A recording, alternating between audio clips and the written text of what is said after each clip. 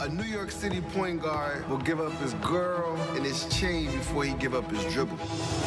We revolutionized this. New York City playground basketball blew up on a global scale. What we were seeing was cultural resilience. It's New York City at its finest.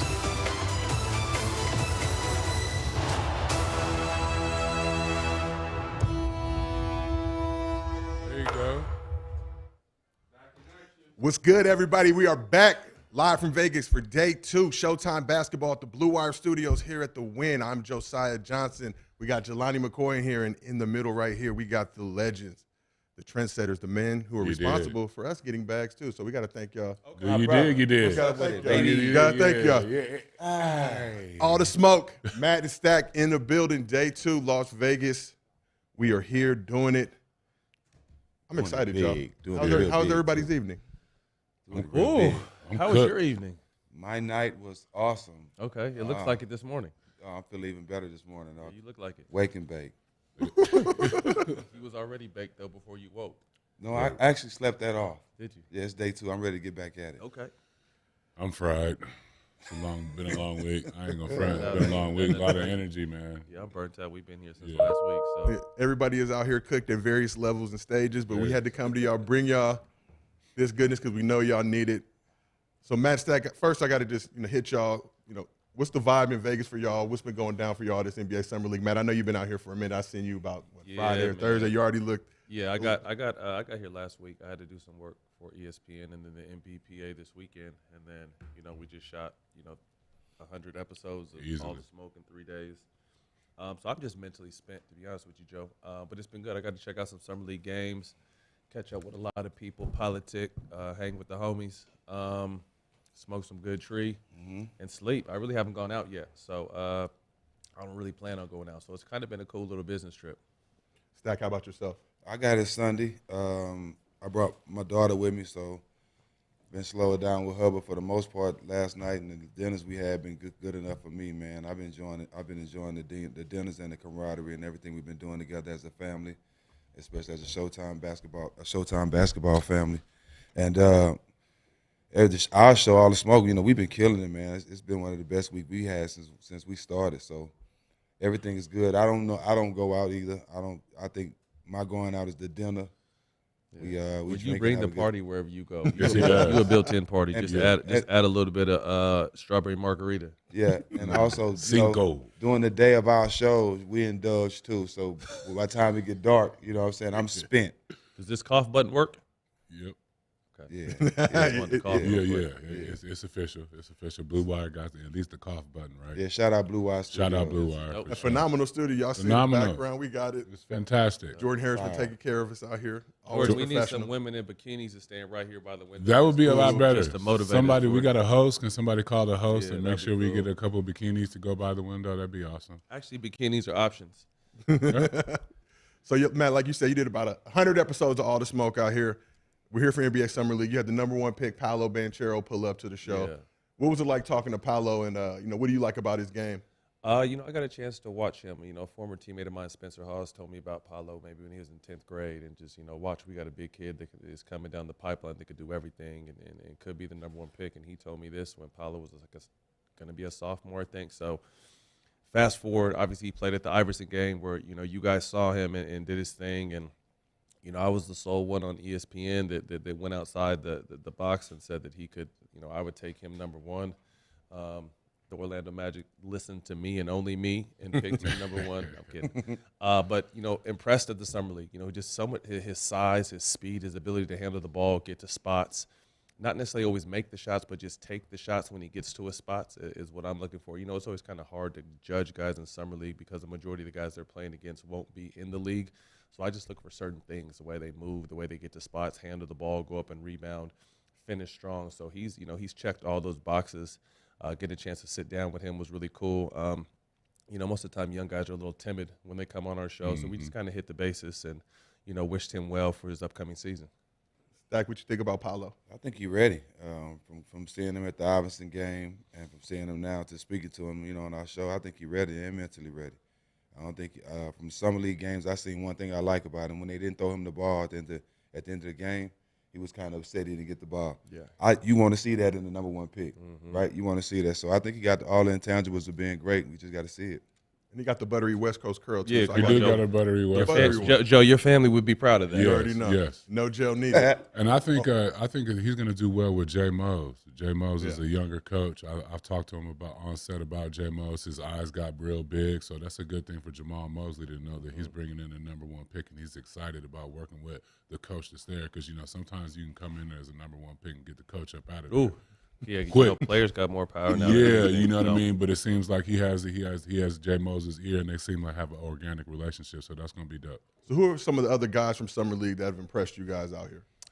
Chet, I got a chance to see Chet play, and he's all he added up to being again. And it's not so much about scoring; it's just about getting to those spots and imposing his will. Little Kenny Lofton Jr., not Yes, little, sir. but little bowling ball. Yeah, I think he's not that tall at all, but he's just strong. He's played well. Happy for those guys. Another guy, man, shout out to my UCLA brother, Peyton Watson. Yes, sir. Yes, sir. First-round pick, didn't really get it too much burn at UCLA, but has come out here and consistently put up double digits and played well for the Denver Nuggets, so I'm happy for him. Iverson game alumni. Jaden Ivey, before he got hurt, I liked what he was doing. I think he's going to be special. And then, hometown, Sacramento, Keegan Murray. That kid has been killing this summer league, so really happy for him and that organization because, they've been trying to get on track for a long time. Yeah, Keegan putting up like 22 points a game. I think he's probably been one of the most impressive guys out here leading the squad. I got the Kings. I mean, the Kings have been struggling, Matt. But Kings always do well in summer league. They do. Which should tell you, don't put too much weight in summer league. I mean, I love the team. I love, what they're trying to rebuild. But, he's not to take nothing away from him. He's been playing his ass off this week and really met the challenge, has guarded the best pick from the other team, too. So it's kind of gone at it both ways. So I've been happy and impressed with what he's doing. Yeah, and like you mentioned before, you've been doing all the smoke out here. You've had a legendary crew come through: Chauncey Billups, Jason Kidd, Darvin Ham, Rasheed Wallace, Jerry Stackhouse, Karan Butler, Kenyon Martin, Bonzi Wells. Little NFL in there, Tyreek Hill, the cheetah. He was with us last night. Yeah, he was scared to race Jack. And y'all took the photo, and y'all was all standing. He was standing in front of y'all. It took me about a good minute and a half to figure out who that was. I'm like, who is this little dude? He been chill. Yeah, but he's a real one, man. Yeah. He looked like he was a little adopted black kid. But he's the homie, man. Shout him out. Highest paid receiver in the league. You guys saw how small he is. So, I mean, that just tells you how impressive and athletic and talented and smart he is. And, he's excited to be able to go back home in Miami and put on a show with Tua. So I'm definitely looking forward to his upcoming season because you guys know I'm a football fan before basketball, before kids, before anything else I enjoy. I love football, so I'm excited about that. So what's been some of y'all favorite moments from all the interviews that you guys have done?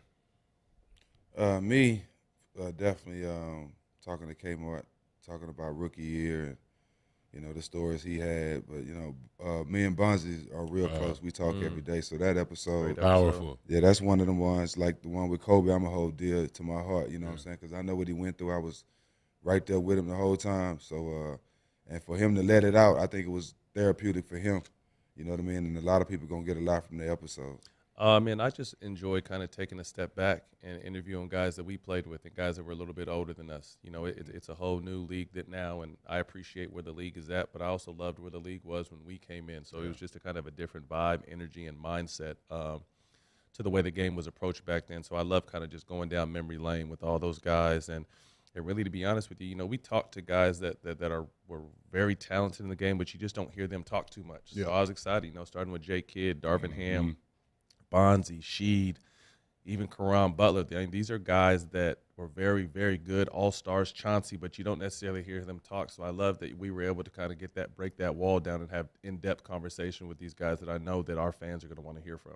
Absolutely, and as a producer, so these guys have responsibilities as coaches now, front office people. So the way that they're able to come, just upstairs to be transparent, they have very powerful moments and know that they're going to be taken care of. You know what I mean? We're not going to disrespect their transparency, or if they have a powerful moment like Bonzi did. Right. It's been great to see being able to protect our brothers, even though they're still in the front office or they head coaches now.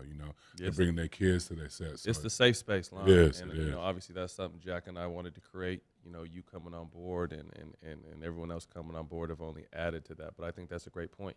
These aren't just the homies that don't do shit no more. These guys are all front office coaches, guys that are still in the movement and felt comfortable enough and made time for us, because we know how crazy these summer league schedules are. Made enough time to come up and pull up on us and chop it up. So we're going to talk Iverson Classic later in the show, but I got to just say one of my favorite moments. We was out there in Memphis, turned up, hotel lobby, pickup truck pulls up, Bonzi and Rasheed pop out, and, for me, obviously, I love those Blazer squads back in the day, and be able to talk to Bonzi, being able to talk to Sheed a little bit. Two of my favorite dudes in the game. But let's talk about Darvin Ham a little bit, taking over this Lakers squad. Obviously, extremely disappointing year last year, didn't make the playoffs. Darvin coming in from Milwaukee, dude who's been really impressive to me. But what do you guys think about him and taking over this Lakers squad as head coach? Great move. I mean, when they had Vogel, I said Vogel wasn't the guy.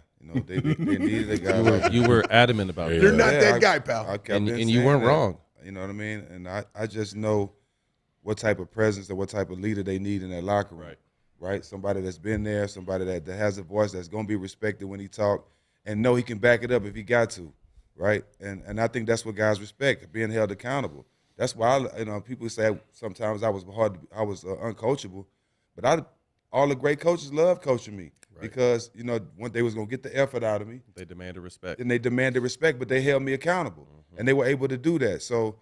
That's the only way they're gonna get the best out of that organization and that team they're trying to build is holding guys accountable. I mean, we all know that's a hot seat, Joe. Although a great title, great job, you think Lakers head coach in the history of the game, but that's been a revolving door of late. And I think, like Jack said, when we first saw that Darvin was the guy, he doesn't come with a bunch of crazy accolades. He's just a real one, straight up and down. And I think that's what they need. They need someone that, like Jack said, can hold guys accountable, that knows how to talk to everybody different. You can't talk to everyone different. And one thing I was really heard about personally last year is, Russ is a part of our brotherhood. He's a Bruin, and he really got shit on last year. So I love the fact that, Darvin's made an effort to reach out to Russ and start building up that trust and communication line and understanding, knowing that, hey, your name is swirling in trades, but until you're gone, you're here. You're us. You're going to be our point guard. So I love that he's opening up those lines of communication. And I kind of feel like, and I know I'm not alone, that he could possibly be the guy to get through to Russ and understand and like really let Russ know how you're a Hall of Famer, but how can you simplify your game to be the best Russell Westbrook in L.A. alongside LeBron and AD. And I feel like, that's something D. Ham can do. We're all pulling for Rasheed to possibly get on that staff as well, because he's another real one. But I just love the fact that, the league has always just recycled the same old coaches, and now they're starting to think outside the box and give more former players opportunities. You see guys like Ime Udoka, make a run in his first year as a former player. So, I'm really optimistic for this team. I'm a Laker fan. I've been a Laker fan my whole entire life, so I'm looking forward to hopefully an improved season, but just a season where everyone's on the same page, healthy, and being able to be on the floor. Yeah, as a Laker and alum, as a Laker fan, I think D. Ham is going to be awesome, because the glitz and glamour of people coming in, with accolades from where they've been. I think they need somebody. At the end of the day, PJ was a guy, you played for Phil, who knew how to work with different personalities. And he wasn't no Hollywood dude either at the end of the day. He just want to go somewhere in the TP, you know what I mean, and sage and tree and sage and chill. So, and that worked for the Chicago Bulls and the Lakers. And I think Darvin Ham is kind of cut from that cloth. He's not going to come in there Pat Riley with the slick hair. Come on, Ray, you fucking everything up, bro. Yeah, Ray, you done. You moving around. You got to sit down, bro. 2 days in a row. You got to sit down. We are live. That's real. Yeah. We got Ray Yizzle, Bay Area legend. Joe, what you think? I mean, you're a lifetime LA. You got LA. You used to have the LA curl. Your whole family did. What do you expect from this new run with this staff, and obviously pretty much the same roster? So I think for me, Darvin Ham, I've gotten a chance to interact with him a little bit. My pops, Marcus Johnson, works with the Milwaukee Bucks. Every time we're out in Milwaukee, always just cool, personable dude. Really brings that toughness. And personally, I'm fucking with anybody who's broken a backboard in the game. And that's, I think, where a lot of us first saw Darvin Ham when he was at Texas Tech way back in the day, Sports Illustrated cover. And that's just a name. You hear a name like Darvin Ham, you don't forget that name. So I've just kind of rocked with him through his progression. He was with the Lakers, I think, 2011 to 13. Been with Coach Bud for a little while now. So he understands how to get players at that next level. And you look at guys like Giannis, who he coached with in Milwaukee, and Giannis just speaking glowingly of him, giving him that stamp of approval. So for me, I think it's, they needed some, I'm not going to say I was a Vogel hater or lover, but at the end of the day, Vogel did win a championship with that squad. The Russ trade, obviously looking back on it in hindsight, I love Russ. He's a UCLA guy, so we always going to rock with him, but he didn't, get the best out of Russ last season.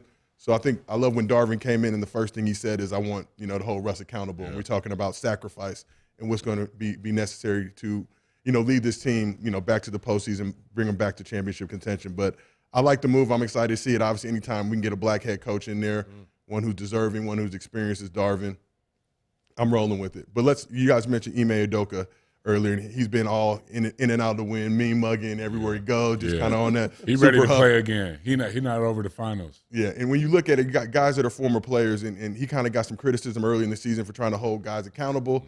Took that squad to the finals. Obviously, Steph came through and put it into that. But what do you think about what he's been able to do in Boston so far after his first season?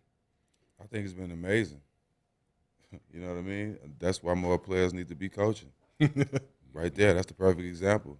That's all I got to say. No, I think it's been really good. And, normally there's, the players got so much power now. And I just feel on the outside looking in, there's just such a disconnect with some of the older coaching. And not saying that the older coaches aren't good and don't have accolades, but it's a new day. And you have to find guys that can really relate to these younger players, whether the players want to hear it or not. They respect it. And Ime is someone who comes from a, solid NBA career, but great tree of coaching. He came down the Popovich food chain, and, those guys are all thriving in the league. But, again, a new, fresh voice that it started off ugly. They were terrible. Yeah. And, the turn of this year, January of this year, they were able to kind of turn it around and turn it on, and it started on the defensive end. And he got the best out of everybody on his team. And, was in the cellar and made a run to the finals and had a chance to win. Obviously, we all picked the Warriors because I felt experience was going to get them over the hump, and this was a great first taste for Boston. But really like that he put his imprint on this team and want to see him do well. Another guy, Willie Green, former teammate of mine and over there in New Orleans and going through the same thing, getting a healthy Zion back this year and a really smart basketball mind. The list goes on. Chauncey Billups, all these guys were kind of handed teams that were somewhat dead in the water, and it takes a little bit of time to turn these situations around, but those are all great basketball minds that, we all have confidence in that in due time and with health that they could really turn these organizations around. And these guys are prepared. This isn't like a flash in the pan, hey, we need black coaches because of what's going on with today's player. These guys have been coming from a long lineage of coaching trees. They've been assistant. Darvin was an assistant coach for years. And he was up for a lot of head coaching jobs, even 3 years previous to this year. So everybody's been prepared for this. It's not some new thing that they're just trying to get off like the NFL. Like, let's just hire black coaches. Check a box. Yeah, check a box. You know what I mean? These dudes are really prepared. They really care, and they're really capturing the attention of these young players because, as Matt and Stack always say, experience is the best teacher. So, Stack, I'll start with you. When you look at a guy you've been coached by all types of dudes during your career, does it help to have that former player experience just in terms of how to communicate with you and knowing what you've been through as a player? Obviously not saying every former player is going to make a great head coach. We've seen that. But is this something, do you have an ultimate amount of, do you have respect for those guys stepping in right away when they've actually played the game? Yeah, of course. I know what just having a veteran or somebody that have experience did for me. We was talking about it on the show with Steve Smith. When I first got to San Antonio, they put me on the injury list where I wasn't dressing out, and I didn't know how to handle that. I come from playing, being a star and being able to do what I do on the court and going through all that to having to work my way on the team. And he just telling me to be a professional and keep me, let me know what I need to do to stay in the league and be successful, basically. And if I didn't have a guy like that, I probably would have said something that I regret. I did something I regret thinking I know everything. and been out the league. You know what I'm saying? So just having guys like that on teams now is definitely beneficial for these young guys because the league is so young. So I'm just speaking from experience. Having a vet that to help you out when you go into the league, or having a coach that's been there, that's played the game, that know what it takes and with the ups and downs during the game, like when you frustrated and missing shots. If you have an actual coach that's been there, he can actually help you through that. You know what I'm saying? Some coaches might just call a timeout and think they're gonna fix it. No, it's certain things that you can do as a coach when you play that you'll know. So anytime you can have a coach that has that experience, a 14-year experience of being an all-star, or even just played in the championship, that I think that's more helpful than a guy who just getting the job and coaching and never played. And to piggyback off that, we actually talked in length about this with Chauncey. Jack and I have been talking of late how there's just the lack of veterans, when all three of us came in the league. And Chauncey spoke to it beautifully, when he said he went into Minnesota with, I forgot who he said, who was it? Terrell Brandon and someone else, Sam Mitchell. Sam Mitchell. You know what I mean? And it's just, when we came in the league, they were the OGs. Some of them were playing, some of them weren't, but they were doing everything that Jack just talked to you about. They were helping, softening the fall, showing you the ropes, dodging the pitfalls, kind of just showing you the life off the court and on the court. And now since the league is so young, that's why I think it's important for these younger coaches to get back in, because they almost play like super vet and head coach, so the ability to be able to defuse situations and have the ability to communicate with guys, knowing that, most of these guys were leaders on their teams, point guards. So knowing how to talk to guys, because I remember Magic Johnson, he told me a thing about a leader is you can't talk to everybody the same way. Right. And then, obviously playing for Phil Jackson, he had a great way of pressing Kobe's buttons, pressing Ron Artest's buttons, getting the best out of Powell, getting the best out of Andrew Bynum, Lamar Odom, myself, Fish, the list goes on. So understanding that your line of communication won't be the same with everybody. And I think that, again, these players that have just recently stepped away from the game the last 3, 5, 7 years obviously still have that in them. So I think it's just important for these guys to get opportunities. And I also think it's important for the NBA to kind of just start thinking about keeping some of these vets around. There's Andre Iguodala. Yep. That's still, just talked to him this morning, but, his impact on this Warriors team that just won a championship won't show up on the stat sheet. But I guarantee if you start talking to those players, he was talking these guys out of dark places during tough times in these playoff runs. We've seen UD ready to smack the fuck out of Jimmy Butler, at one point. But, as we talked to Caron Butler yesterday, that brought that team together. So you need those vets that can really kind of be an extension of the coach and help these younger players through, the rigors of this league, because, on and off the court, it looks amazing, but it's challenging at times. I'd like to add one thing to that. Excuse me. When that cougher, hit that cougher. It was a half cougher. These players aren't practicing a lot nowadays as we used to, right? To get it in. So the veterans will help you practice and prepare well, right? So if I'm thinking even from just an organic standpoint, from top to bottom, if you're not spending a lot of time in practice, you need veterans to go out there and push you dudes. You need to, we only got 45 minutes. Go do this, go do that. Make sure you push yourself, because we're not practicing for the rest of this week, right? Only like a veteran player could get a younger player's attention. Like some coaches might not be able to do that. They might walk through the motions, fake a couple of drills just to get you off them so they go to another player. But a veteran can help you prepare in a shorter window to keep your mind and your body fresh in order so you can go out there and be the best young fella you can be. And has the lack of practice, do you guys feel like affected the competitive edge in the regular season? Like you guys mentioned, you got a lot of these young guys coming in. And I was talking to Gil about this. A lot of these young dudes think, I'm just practicing from 11 to 1, and then that's it for the rest of the day, not understanding how to get that extra work in. Matt, you mentioned a guy like Kobe, who, he'd be at the gym at 5:30 in the morning perfecting his craft. 9, right. And we see the clips of Kobe. I'm not going to pass to these motherfuckers. They don't put in the work. They soft as Charmin. So has that affected the competitive edge in the regular season? I don't know if it's a lack of practice or just a new wave of players. You know what I mean? I mean, the NBA has gone to more of a hands-free situation on defense because they want to see more scoring. And I think, obviously, when you can't really go out there and really play physical, that's going to slow your competitive nature down a little bit. So, good point. I don't know. And, the fact that all these guys are, like, real tight now because they all came up with each other through the AAU ranks. To me, there's a handful of things that could possibly be a reason or one of the reasons why it's still competitive. It's just not as competitive. But I think I would take the word competitive out and just say physical, because I think the word, the lack of physicality in the game now has, in some people's eyes, has lessened the competitive nature of the game. But again, us being all older players that love the physicality and love the contact, we just got to adjust. I mean, that's what the game is now. That's who these players are coming up to be now. And you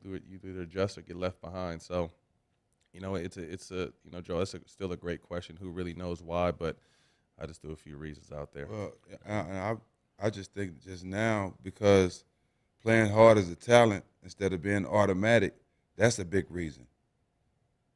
You know what I mean? You know what I'm saying? Yep. Playing hard is a talent now. When we was coming up, that was automatic. Must. Yeah. You know what I'm saying? That's all you knew before you even put your shoes on. I'm gonna play hard, regardless what happened. So I think that's a big something that I see. That's a big problem.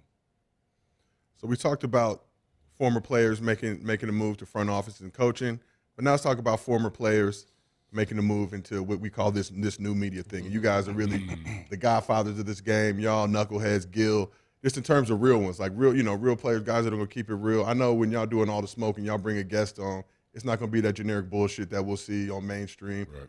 And they're gonna feel comfortable with y'all. These guys see them on the couch, they start getting comfortable, leaning in a little bit because they can have a actual genuine conversation with you. So what do you just think about this whole new media thing? Is this new media thing even real and versus the old media, kind of the old heads and their saltiness now that they're getting pushed out the paint? I just think you got more guys that actually played that have a voice that's controlling our own narrative now. I mean, that's basically just what it is. You didn't have this many ex-players that actually played, that's actually champions, that's actually been in those wars, that's talking about the sport that people watching now. You know what I'm saying? They used to just watch people who never played the sport, and their best compliment to what they're saying is, "I've been watching this for such and such years." Mm-hmm. You know what I mean? Mm-hmm. That's over with. So I wouldn't say it's the new media either. I would just say it's just players controlling the media space now as far as talking about their sport, because what they saying, people understand that that's the truth, and we'll take it from somebody with experience than somebody who's just been watching it for 30 years. Yeah. I don't think it's necessarily a must that somebody had to play our game to be great in the space. And to me, there's still a lot of people who are really good in this space or even great in this space that haven't played. But I just kind of think the problem in the media now is, Stephen A. Smith, who's, a brother of ours, but has kind of set the bar with the yelling and the loud shit and the disrespectful personal attacks. Mm-hmm. And, to me, as former players crossing over into this space, it's tough because we have to critique our brothers at times, but I feel like there's a way to critique without being disrespectful. And I think there's no line no more. There used to be a line that don't cross this disrespectful line, because at the end of the day, he's a man first. That line is nowhere to be found, So I think it's important now that more players are coming into this space and have the ability to articulate everything that someone who's been doing in the past does, and I think it's an influx of former players who are kind of coming in and giving that experience point of view. No matter how great somebody is, a Stephen A. Smith or whoever else you guys like in the space, whoever people out there like in the space, they can break the game down like no other, but they can't tell you what it's like to be in that locker room before a big game. They can't tell you what it's like to hit 2 free throws as time expires to go to, there's just shit they can't tell you.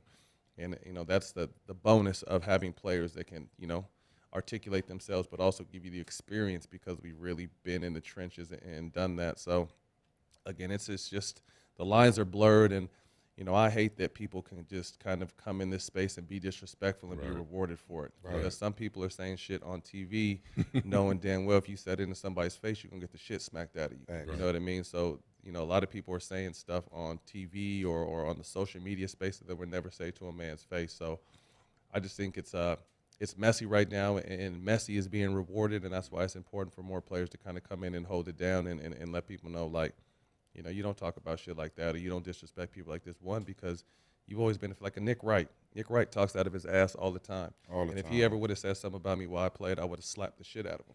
You know what I mean? And that's just being real. So I hate guys like that that'll throw just crazy bombs out there, and then when they're completely wrong, there's no repercussion for it.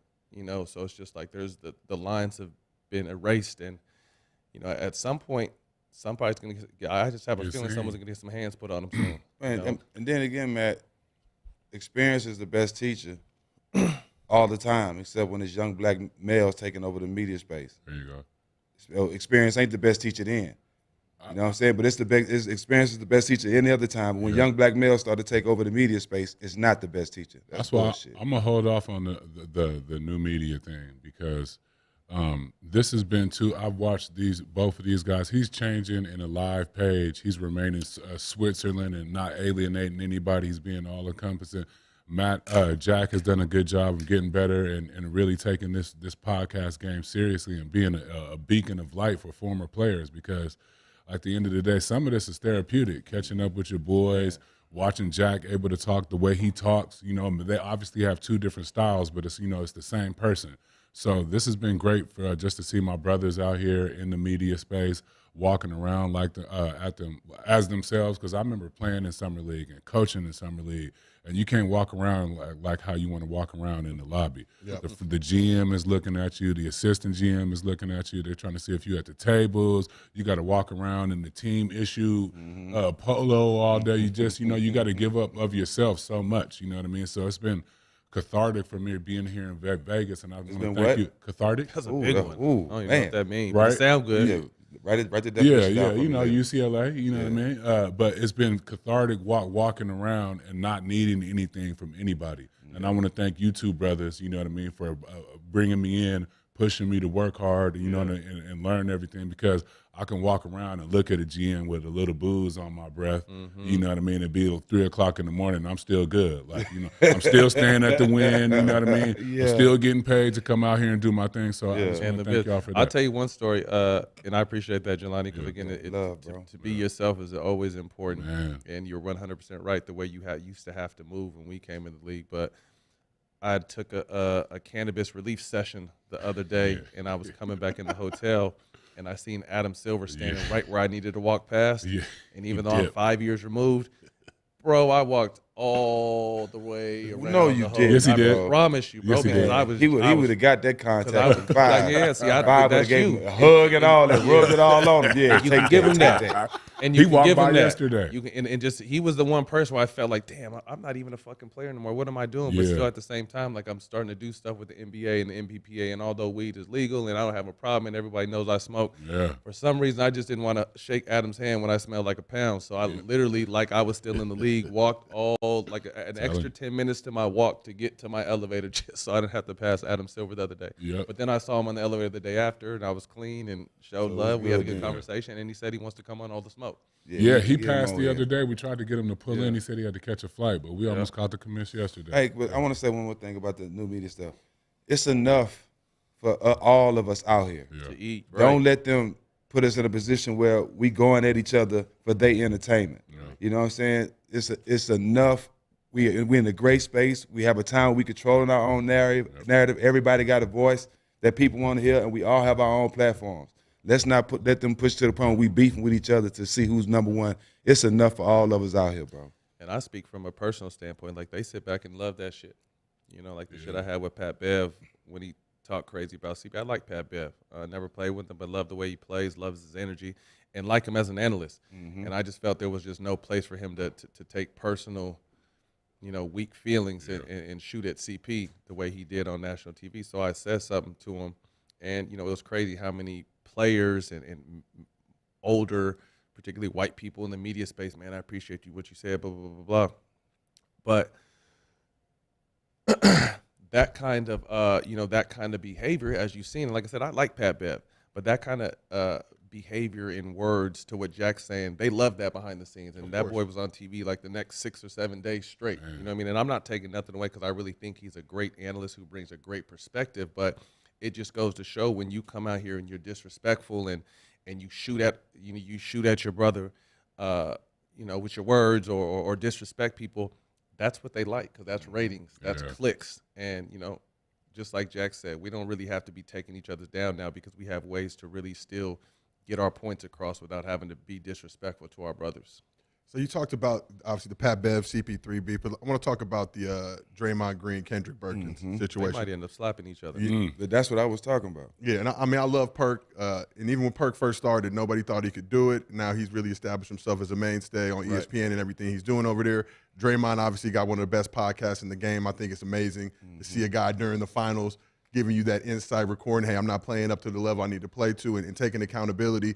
But initially when it first started going on, it was the you ain't cute and all that good stuff, and then it kind of morphed into Draymond calling him the C word, and that's kind of where it crossed the line for me. But I want to get y'all opinion on just that whole situation. And Matt, like you mentioned before, I know when that thing's going on, I know there's a Caucasian man all the way at the top just smiling because he's going to be counting money just with these two dudes beefing at each other. But you see it, that's a media darling. Now, literally, Perk dropped the video probably like 10, 11 o'clock at night, responded back to Draymond. Everybody's watching that. Everybody's into it. So when you guys see that kind of stuff going on, you steer clear of it, or what do you think about that whole situation?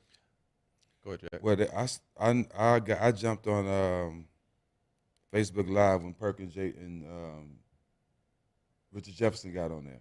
And they was talking about it, and I just jumped in there, and I said, like, first what I just said to y'all, like, bro, don't be the entertainment, don't be the entertainment. Even if y'all don't like each other, that's cool. But what y'all doing right now is way past both of y'all talking about basketball, and it's really taking away from what both of y'all got going on. Yep. Draymond, you just won a championship. Yep. You cool. The last thing you and Perk you need to be doing right now is beefing with Perk for their entertainment. Perk, you on TV. You one of the biggest faces on ESPN right now. Y'all can handle that. Y'all can handle that another way. And, a lot of times, even when I have problems with people, I might address it, but I don't say their name or nothing like that because that's what people want. You know what I'm saying? A lot of people don't have no life, nothing going on, so they just sit around and wait for people to beef. You know what I'm saying? Wait for people to demean each other for their entertainment, and that's what we can't do. You know what I'm saying? Because we have a platform now where we are the voices. And the last thing we need to do is lose that voice by beefing with each other and tearing each other down. Yeah, I mean, I love both them dudes, too. Obviously I work with Perk daily, and, Draymond is my brother. We played together. And I see faults and points on both sides of their argument, but that's just where we're at right now. I think the fact that Draymond had the ability to, and some people say he was talking too much, but Draymond had the ability to, instead of giving all his information to what he was thinking after being kicked out of the Grizzlies game in the playoffs, he took it to his own platform. So the words weren't twisted.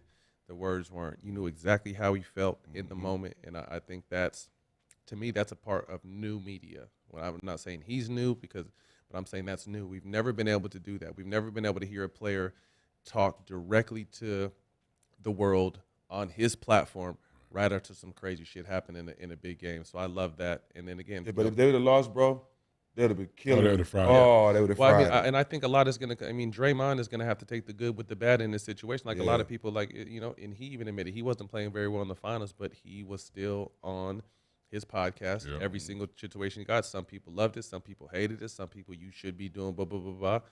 Bro, do what you want to do. You're a professional. At the end of the day, I'm not going to judge you or critique you. That's what you want to do. When it comes to Perk is a media giant in this space, and I love to see his evolution. But still, at the same time, Perk says some wild shit sometimes. Yeah, he does. He does. No, Perk, like you used to play, bro. Like what the fuck, you know what I mean? But again, we kind of have to find that common space. And again, like Jack said, we don't want to be, crash dummies for their entertainment. And that's where I say like some of this stuff could, stumble off wax and something might happen. So you never really want to see that, So I just think, the back and forth is good, but we got to keep that line of communication. Jack, what you're saying, like we can disagree without disrespecting. Yeah. We don't have to. What makes this shit beautiful is we don't all have to have the same opinion or the same perspective on stuff. But to me, respect remains. Keep the line of respect. And I just think that's what's out the window because you see guys that have no respect for nothing that are getting all this money. I don't want to be for nobody. Like everybody watching this, like anybody that don't like me, that's cool, bro. Just still follow me. And you can say what you want, you know what I'm saying, still support me. Yeah. But if you don't like me, I don't want to be for nobody in the world. We in a great position. We got a nice show going on. Yeah. We got a lot of great stuff going on.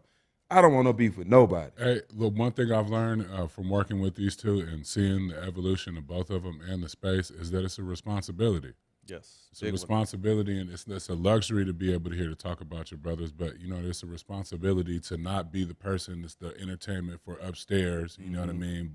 And as well as, monitoring and building your brothers up. Like you always say, there is enough room for everybody. You know what I mean? There's enough listeners between every podcast platform internationally in the United States for everybody to get a check from some kind of brand or viewership. So, but at the same time, it's a big responsibility.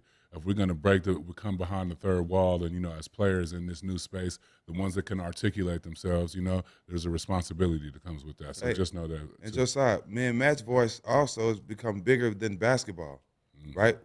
People expect to hear our opinions and expect us to be their voice for other issues now. Yep. You know what I'm saying? So it's definitely imperative that you don't see us out there killing our brother or talking down on our brothers when at the same time we the ones that trying to make things right out here. You know what I'm saying? So, and I know I didn't ask to be, the voice for a lot of people. It just happened. You know what I'm saying? But we embracing it, and like you say, it's a responsibility. Y'all the people's champs, man. Y'all take every photo, shake every hand, talk to every little baby, you know what I mean? Old, young, everybody in between, everybody in the lobby has been accessible. That's one thing about all the smoke in these two. It's accessible. Yeah, people for can sure. touch it. You know that, Joe. You've been around, Memphis, wherever we at. As soon as people see them actually in the space, giving them depth, taking photos, going live, they're doing that all. And, that's part of the responsibility. You want to show, you want to get the best, the dope guests, you want to get a recurring season. Shit, get your ass in the lobby and get somewhere and get your guests, get in people's DM. You Hey, all bro, right. I've been out in Vegas hustling, grabbing people left and right, and that's what it's a network opportunity. Yep. We had a great career, had fun, did well. We found this new space, and although we're you say where we're at to me doesn't matter, but this is something just like basketball. We have to continue to work, continue to get better, continue to, and like Jack said, because we're speaking for a lot of the voiceless, whether it be in sports or whether it be in life. So we always have to continue to try to better ourselves and be real. And that's something that, and to me, that's one of the reasons why I feel like Jack and I have continued to climb too, is because we've always been ourselves. We never had to change, who we were. Maybe on certain platforms we got to hold back our language, but at the end of the day, we're still us. We're still straight from the cuff. We speak with our heart.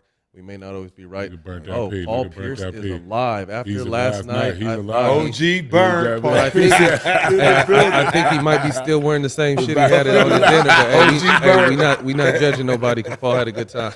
We all did. So when y'all talk about this new media space, a lot of people now coming into the game, J.J. Redick, C.J. McCollum, Draymond, as we mentioned. Shout out to them. Who are some of your favorite people doing it right now? I think those three right there. J.J. is my guy, Bubs. I love his point of view and his analysis and the way he's able to give experience, but also break it down with numbers. C.J. McCollum, very articulate. I like Pat Bev. I think Pat Bev is going to have a good run in this space. He's going to be the one that says and pushes the line and toes the line and says the outlandish shit. But, again, I think as long as it's respectful, that's needed. Draymond is, to me, one of the best basketball minds. I see him, moving in one of those head seats in TNT, when someone like Chuck or Kenny or one of those other guys step down. So I think that, the future's bright. They say DeMarcus Cousins is coming down the line, and he's done really good in broadcasting school and kind of getting his reps in. So I think this is when I say new media, it's not just because the guys are new. It's new because there's so many players that have really put in work and been in the trenches that have the ability to come and communicate with these fans. So we look back at last year, ton of legendary moments.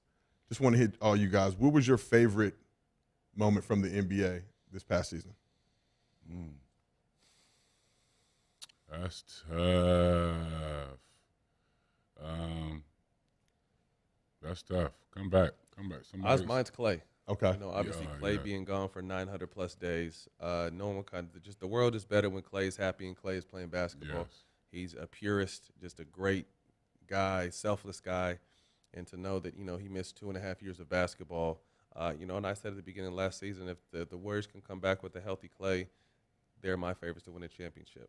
Clay came back first game, and I'm sure just like everyone else, I was on edge every single move he made. When he caught that curl and went down the lane and dunked it and did the layups, I'm like, oh, fuck, Clay, chill out, bro. Go shoot some threes. But, he thugged it out and came back and got himself in shape and got his legs back and really was an integral part of Golden State winning their championship this year.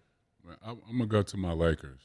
It was interesting to see LeBron this last year in year 19 or whatever this is, kind of develop the what they call it, whatever, the three and all the little The fuck you three? Yeah, you say the fuck you, all the step We back. can say that, right? Yeah, Ooh, Showtime. Yeah, they got that. FCC. But the step back, you know, the things that he was able to do with his body in year 1900 or whatever year this was, and although he wasn't able to will the team into the playoffs, you know what I mean, he still was out there hooping. I think too, to add to that, Jelani, the fact that he, you know, all great players that we've seen in our time, where they go when they start getting a little older. To the post. Yes. LeBron is big enough and strong enough not only to go to the post, but he's playing the 4 and the 5 now. You know, you couldn't put Kobe or MJ in those screen and roll as a screener and eat. And LeBron, to me, LeBron is able to eat on the court wherever he wants. And even though we're not talking about the Lakers, I think as much as we all know how great he is, and I love him, and year 20 coming up, and I know he's going to be great, he's going to have to do the most sacrificing for that Russell Westbrook situation to work. Yes. We know what Russ is. LeBron is a unicorn where he showed you he can get it. Obviously, one of the greatest, if not the greatest, with the ball in his hands, developed a shot, but he can also eat off the low block. He can work off the pinch post, and he could also be the screener and the roller or the screener and the popper. So LeBron can get his shit wherever he wants, even though we're not talking about what the Lakers need. I think he's the one that's going to have to sacrifice his greatness the most to be able to make Russ be the best Russ he could be for this Laker team. For me, the emergence of Ja Morant. And what he's doing in Memphis, I think that was the biggest plus of what I liked most about this season. To see him take over, I just want him to get stronger for next season. Talk to AI on what AI didn't do that kept him injured, and that was lift weights. I think Ja Morant needs to get on the weights, get stronger, and he gonna see the difference and be a better player and play more games, because the only way they're gonna win is if he out there on the court. So just the emergence of Ja Morant was something I love to see this year.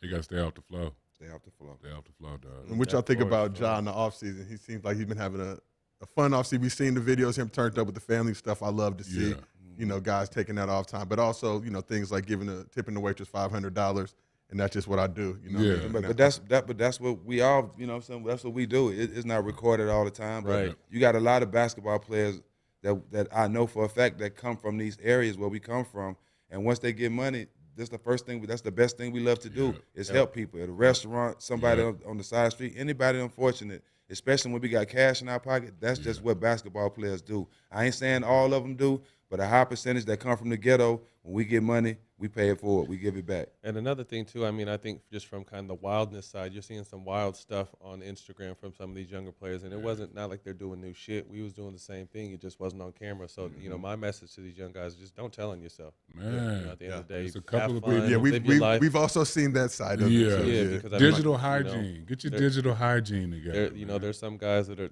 putting stuff on that social media page that while you're still a player, you might know you want to put it as a post player, but I mean, you see rappers getting indicted for their words and telling on, you know, rapping about fraud and all. Like, these dudes are telling on themselves literally. The NBA, we're not committing crimes, but you're still out here doing a certain thing, and there's a level of, you know, a level up to you have to live to. So just, you know, I know you want to show the world everything you're doing, but just don't tell on yourself, fellas, because they waiting for that. Man, if you think there's not an intern in the NBA office watching, combing through scraping, players, not just one. scraping Not through just your one, socials when you gang go of them. live, like they got one dude assigned to a couple players that's scraping your social. No when question. you go live, they know, they seen what's in the background. You know, they know. see They what's may in not the even cup. say nothing. They They know may They not, see what's in the cup. Yeah, They they see may what- not even say nothing But off when the it rip, comes too, to but they're just contract, taking notes. yeah, when They it comes taking to notes. They watching, contract, bro. Yeah. That just shows that you ain't really from it. Yeah. Because half the people that really own those things, they trying to enjoy it. You don't have to know they doing it. Yeah. You know what I mean? So half the time when basketball players start doing stuff like that, they changing. They ain't really come from that. Because the people that come from that don't post it. Nope. They don't do none of that. It's your personal business. It's your off time. Not tell on yourself, fam. Please. Although I do indulge in cannabis intake sometimes and show it, but that's kind of my brand now. But no, I definitely feel what you're saying with these boys just putting shit out there just to put it out there. They ain't got cannabis. They ain't just showing cannabis. They showing some other. You ain't got to see me. Just know I'm the highest in the building. So we only got a little bit of more time with y'all, so I'm going to go a little rapid fire with you. Off season, 2022-2023 season starts in October. Which teams are y'all most excited about? Go ahead, man. Golden State. Yeah. Want to see what they can do. I don't. Wherever I don't want to see them no more. Get them up out of here. wherever Kevin Durant lands, I want to see what he does and what he can bring to another team, or unless he ends up staying in with the Nets, and I wouldn't be surprised if that happened. I want to see Memphis. I want to see what this young Memphis team could do because they fully believe that if they were healthy, they should have beat the champions this year. You know, whether you believe that or not, they believe that. So I want to see what they can do. And just the continued growth. You know, Jason Tatum, you know, he took a lot of lumps in the finals, but I know he's going to be better for that. Devin Booker, I know the cover of 2K, he's going to be on his shit this year. You know, a healthy Milwaukee team. You know, we saw how amazing Giannis was, but he needed Robin. You know, Middleton was hurt. So I think the NBA is in a great place. But if I could pick one team, I think Wiseman coming back, Jordan Poole have another year under his belt. They got their same core. You know, Kuminga and Moody are on the way. So Golden State, I think, is sitting pretty right now. Yeah, Golden State for sure. I want to see if they can bounce back and win another championship. If they keep everybody in Brooklyn, Ben Simmons and KD and Kyrie, I want to see how that's going to shape out. But I want to see what the Bulls going to do, what team the Bulls going to do. You know what I'm saying? Everybody was high on them last year. They got out to a great start, and they did not finish the way everybody expected. Let's see what they're going to do in Chicago. I'm going to take a younger team because these younger teams ended up – some of these teams are ending up ahead of schedule, like Memphis, like New Orleans, you know what I mean, like Cleveland. So I'm going to look at Orlando with the #1 pick and my dog J. Mose. They got a lot of 6'10" dudes who can play like 3 and 4 positions. They got size. They got some guard play. They got a younger coach who, you know what I mean, who's going to let them rock, you know what I mean, and I'm interested to see what Paolo turns out to in his first year. So I'm going to play. I know, obviously, those are obvious must-see TV for next year, but I'm going to look at this Orlando team as one of those younger teams that could possibly get ahead of schedule early and make some noise. Also a healthy Denver. Yeah. You know, Joker's been carrying the torch, back-to-back MVPs. They should be healthy this year, so excited to see what they can Murray. do. Yeah, like y'all mentioned before, I'm excited to see what Peyton Watson's going to do with that squad. Yeah, Peyton. You know, guy didn't play that much at UCLA. I think some of us thought he should have played more. I'm not Mick Cronin. I'm not trying to make no decisions for him. You did. But a guy just, you know, he busts his ass, work hard, and even taking that leap of faith going to the draft, being the last pick in the first round, knowing he's getting some guaranteed bread, it made my heart flutter. But the news that's broken while we've been out here, Jazz initially, we're not moving Donovan Mitchell. He's staying. Now it seems that's changed, and the Knicks are kind of the front runner for that. What do you think about this Donovan Mitchell to the Knicks talk, and would you like to see that fit with him and Jalen Brunson? Anytime, go ahead, man. You got it. Anytime they say somebody jump out in the media and say he's not going nowhere, that's perfect opportunity for the player to go and call somebody he know in the media and say, man, I want out of here. And that's just what happened. But just look what's been going on since he's been there. He's a great player, but that's just not a good fit for him. And going to New York is a better fit for him. I don't know if that's just the best place for him, but I would like to see him in a place like Miami with Jimmy Butler or something like that. I want to see him go somewhere that makes sense, man. Just don't send him somewhere just to be out there and play and waste his years. Because going to New York is not a guaranteed playoff spot. That's not a guaranteed championship. I think if he goes somewhere like to Miami, they have the pieces they can give up for Donovan Mitchell. Yeah. So I don't know. New York is not the spot, but I do want to see him get moved. Yeah. I agree. I think we're in a new wave where you put your time in, and if you're a superstar, you don't have to stay on one team forever. I think it makes the NBA more exciting when these guys move around a little bit. I love Donovan Mitchell, one of the bright young scorers of the game, but I think he's a piece to something. He's not the piece. You know what I mean? And I say that with all due respect. Yeah. So I feel like him going to New York, it'll be cool. To me, it doesn't make me say, oh shit, this team is gonna. Not at all. Not at all. Like Jack said, you put him in Miami where he could be the main scorer every night and let Jimmy Butler be the Swiss Army knife superstar he is. To me, that's a needle move, and I would put them at the top of the East. Although they're already up there, I would put them at near the top of the Eastern Conference if they were able to keep Jimmy Butler and keep a Bam, but bring in a Donovan Mitchell. I mean, I know that's the sexy thing. That's what everybody's talking about, and I think on paper it looks good, but I don't like the pairing. We've seen two good guard combinations go down to New York and lose two good.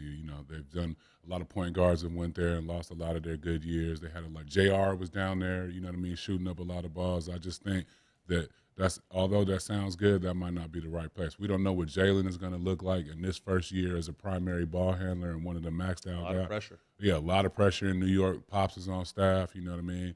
Donovan come in, he's going to want to think that's his team, but, it might not work out that way. So I'd like to see how they're going to have to work something out in Utah. So we've talked about, a lot of the young talent out here. We're here at NBA Summer League, Blue Wire Studios here at the Wynn.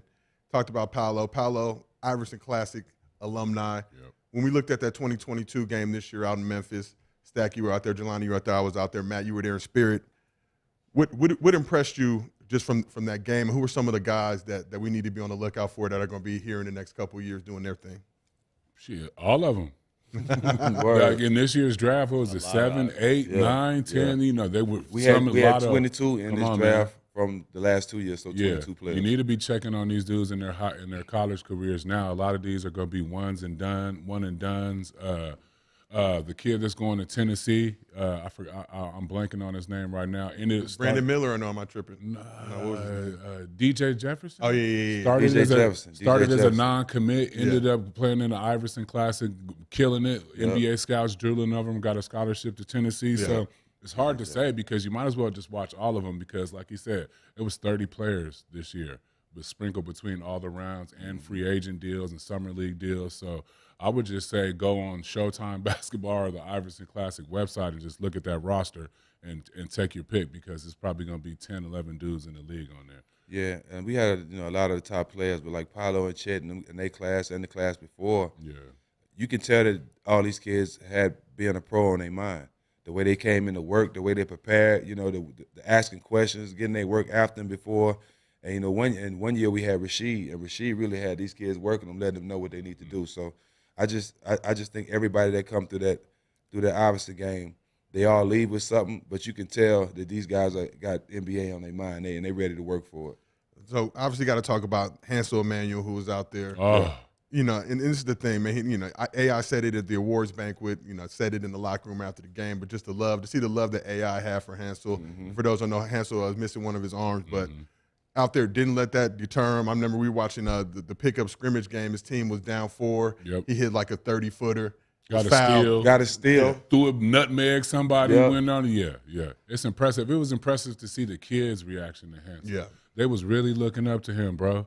When everybody was lugged, and it was really natural because the shit that he does is really amazing. That's not normal for somebody with 2 arms. Some of the stuff he did with some people with 2 arms I never could do. Yeah, you know what I mean? And he's just doing it, and the grace and the spirit of joy that's in his game, and even on and off the court, it was contagious. So, and there's nothing but real ones around him. So there's coaches, there's Jack, we jumping in drills, we talking to him, we getting everybody hyped. So he was like, everybody knew he was a rock star before we got there, but when he left, he got a little bit more. He got a little bit more light added to his life. He had inspiration. He's just inspiration to so many people, dog, and even to us.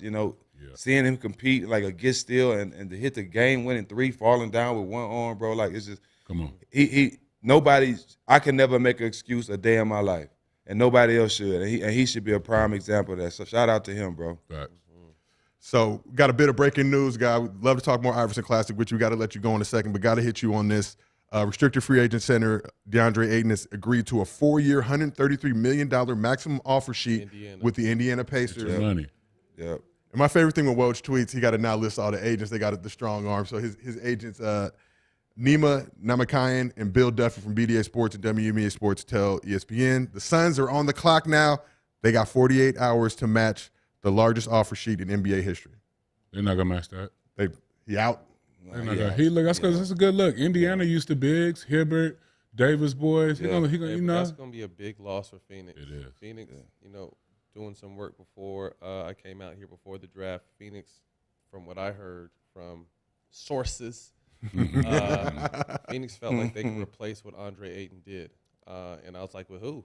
There's 4 centers in the league I can count on one hand. You know what I mean? Like, centers are few and far between. I think, Phoenix thing was they felt like he quit on the team, and they weren't sure how he would act if he got money. You know what I mean? So, but with all that said, if he leaves that team doesn't sniff no real playoff shit. They'll probably make it. I believe in Book. I believe in CP, but people like Ayton don't just come around. So if they're not able to match that offer sheet, or they don't want to match that offer sheet, they better hope they get KD. They're going to be different. It's going to be trouble. Trouble. So, Matt Stack, we appreciate y'all pulling up with us. Y'all been here for this first hour. It's been love. My boy, Thank y'all for so much. Learned a ton. We got Paul Pierce and Tracy McGrady on the way, so make sure you're staying with that. But before we're going to go back to that Iverson Classic, we got a promo for the documentary Be Now, the story of the 22 Iverson Classic we about to bless y'all with. Blessing. Oh, my God.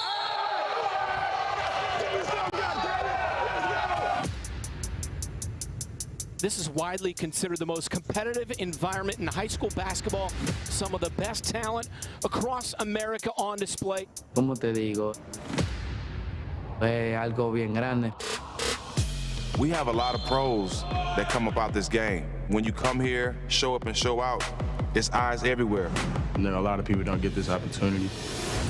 Playing hard means everything out here. High intensity everywhere you go. That shit up out there. I just love to compete. My mentality is, nobody's better than me. Unless you're here, you'll never know how good you could be. Don't tell me, you want to show me. Yes, sir. A lot of this shit come from your heart, man, and how tough you are. I'm living proof that dreams do come true. On the run, wide open. Showtime.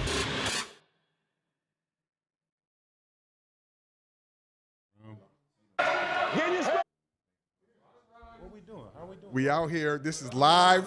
We are getting it. We are live in the building right now. Showtime Basketball. You see it's a madhouse, a frenzy in here. What's going down? We got T-Mac in the building. We got Paul Pierce in the building. OBL. We got Meta World Peace just pulled up in here. It's a movie. It's more cracking in the club in here. I can. It's up to you.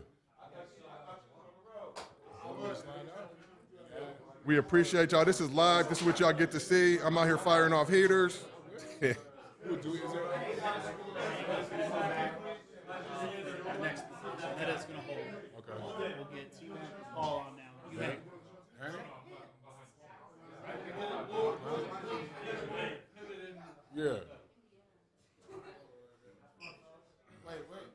We are here in the building. Y'all see it all. This one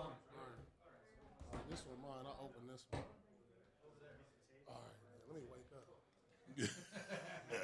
I'm good, though. I'm good. Oh, we know. I ain't new to this. I grew to this. True to this. We got the truth in the building. We got T-Mac in the building. We got a crowd of people out here inebriated early on a Thursday. But that's going to work up in What Indiana. happened? There was a trade that happened? That's going to work. Okay.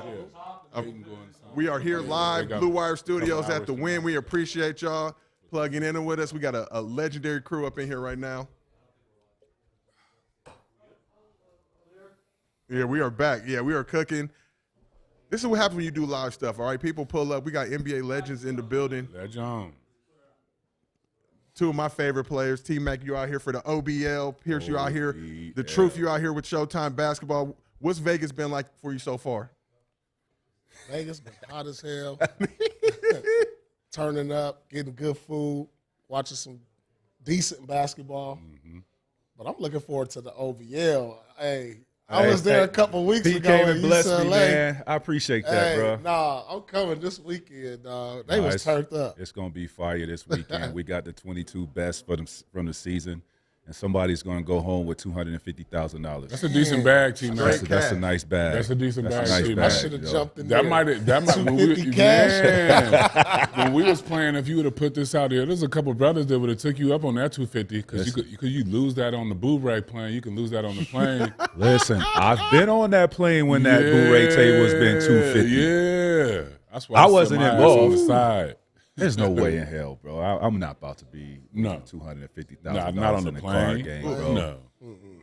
And it continues to the room to about 3, 4 o'clock in the morning. Oh no, you borrowing back? You just watching? You not I'm watching. in? I Yeah. know. Dog, if I lose 100,000 or if I lose 10,000, I'm mad as hell, bro. It's too competitive. I told them I lost 20 on the slots. I'm still salty about it. I need that 20 back win. I'm going to get it before I leave. But T-Mac, talk to me a little bit. Y'all been all over the country with this OBL this season, giving, like we mentioned, giving guys an opportunity to get bread doing the thing they love. How did this whole idea start? And just set the scene for us. Yeah, so for me, man, it's all about recognizing how I got to where I am today. And that's through opportunity. You know what I'm saying? When I was in 11th grade in Central Florida hooping, outside of my radius, no one really knew who the hell I was, right? But then this guy comes down, has some affiliation with Adidas, gives me the invite to Adidas camp. I've never heard of this camp, didn't know anything about it. Again, I'm in my little own bubble, town of 10,000 people. I don't know what's going on out in the world, right? Because we didn't have social media back then. So I get this invite. I go there. I'm the last person that's invited to this camp. Now, it's a nationally ranked platform for high school players.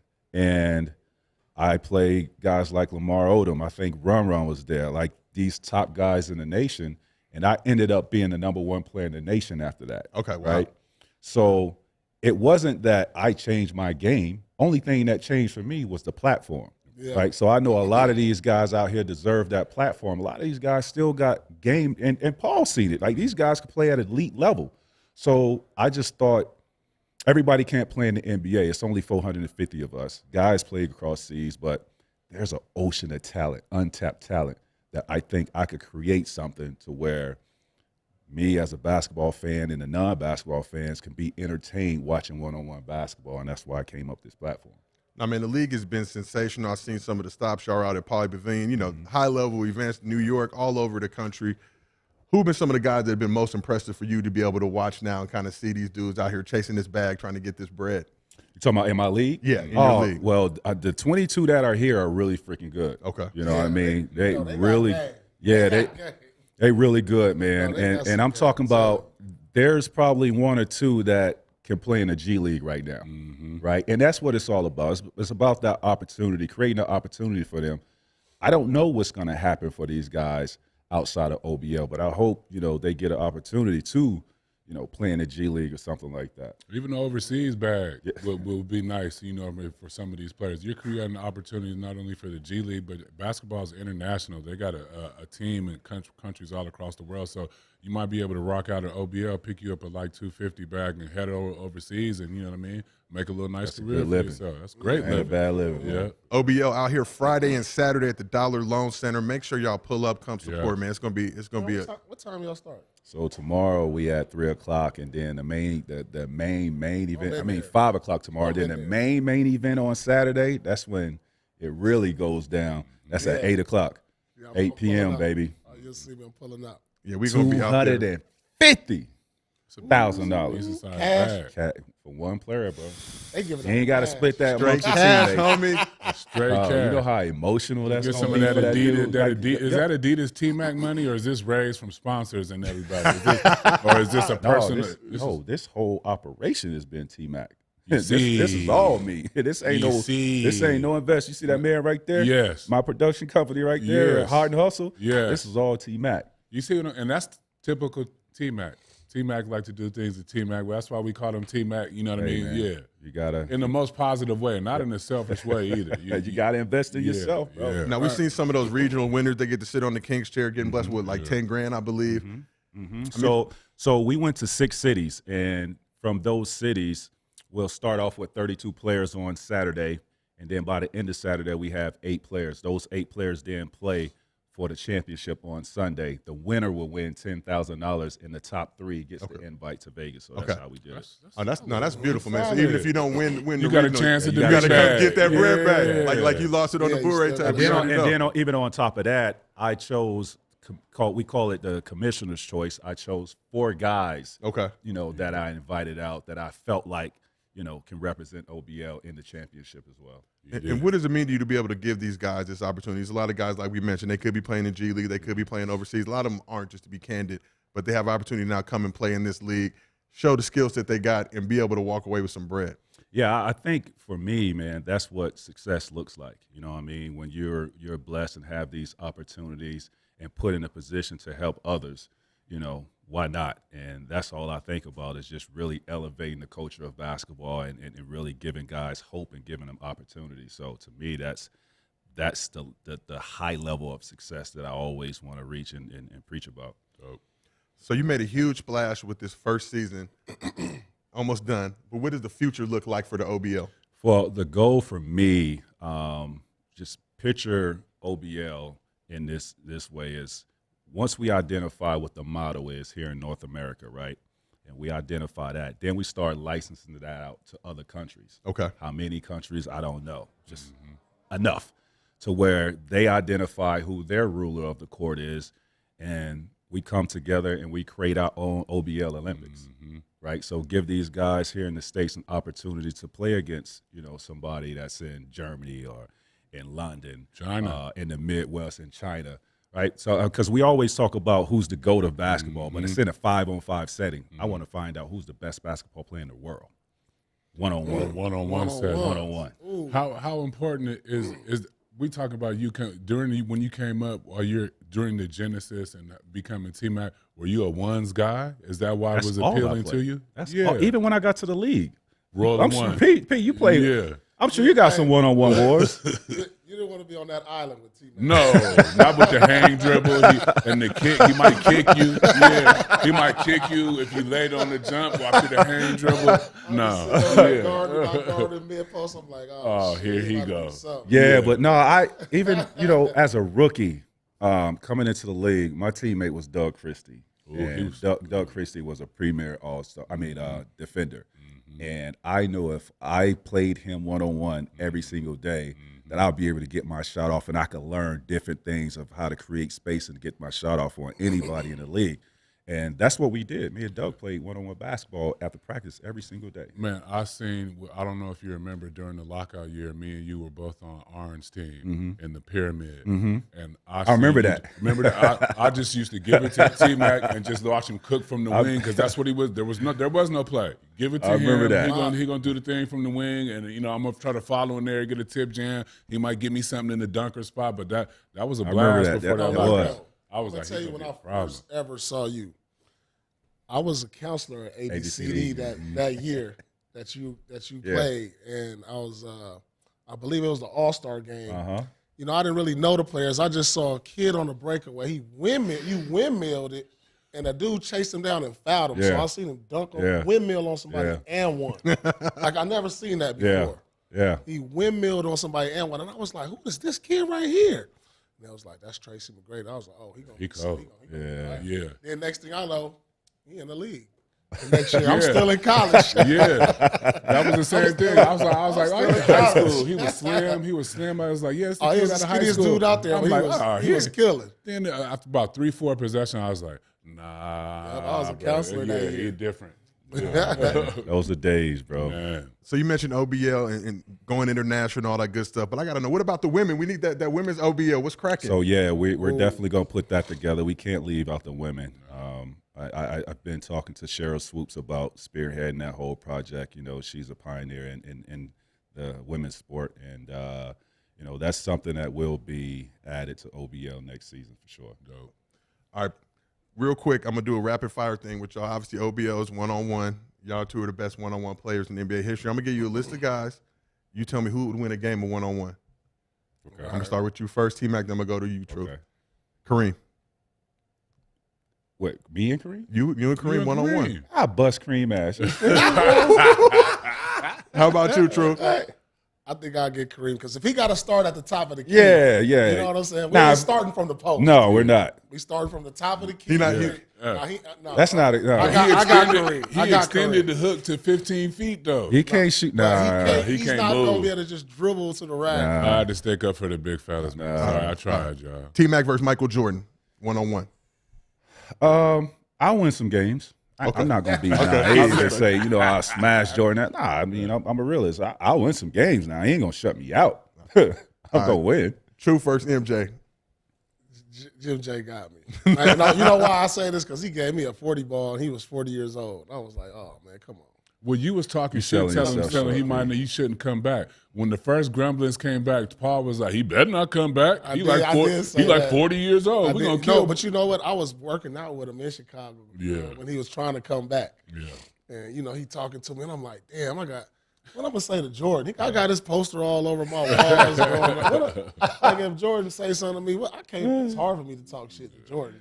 All right, T-Mac versus LeBron. Same. Like, we're talking – we talking greats of this game, bro. You know what I'm saying? So I'll never disrespect that. but I ain't about to say they're going to beat me every single time we lace them up. That's not going to happen. So we play 6 games. I'll win 3. Bron probably win 3. Okay, it's going to be a tie. Yeah. True first I LeBron. think I'll get LeBron 1-on-1. Every game? I mean, if we go best of 7, I'm going to win best of 7. Okay. 1-on-1? Okay. Yeah. All right, T-Mac versus Kobe. Who's winning that 1-on-1 battle? Same. Like, y'all going 7, though, so somebody got to be the victor. Yeah.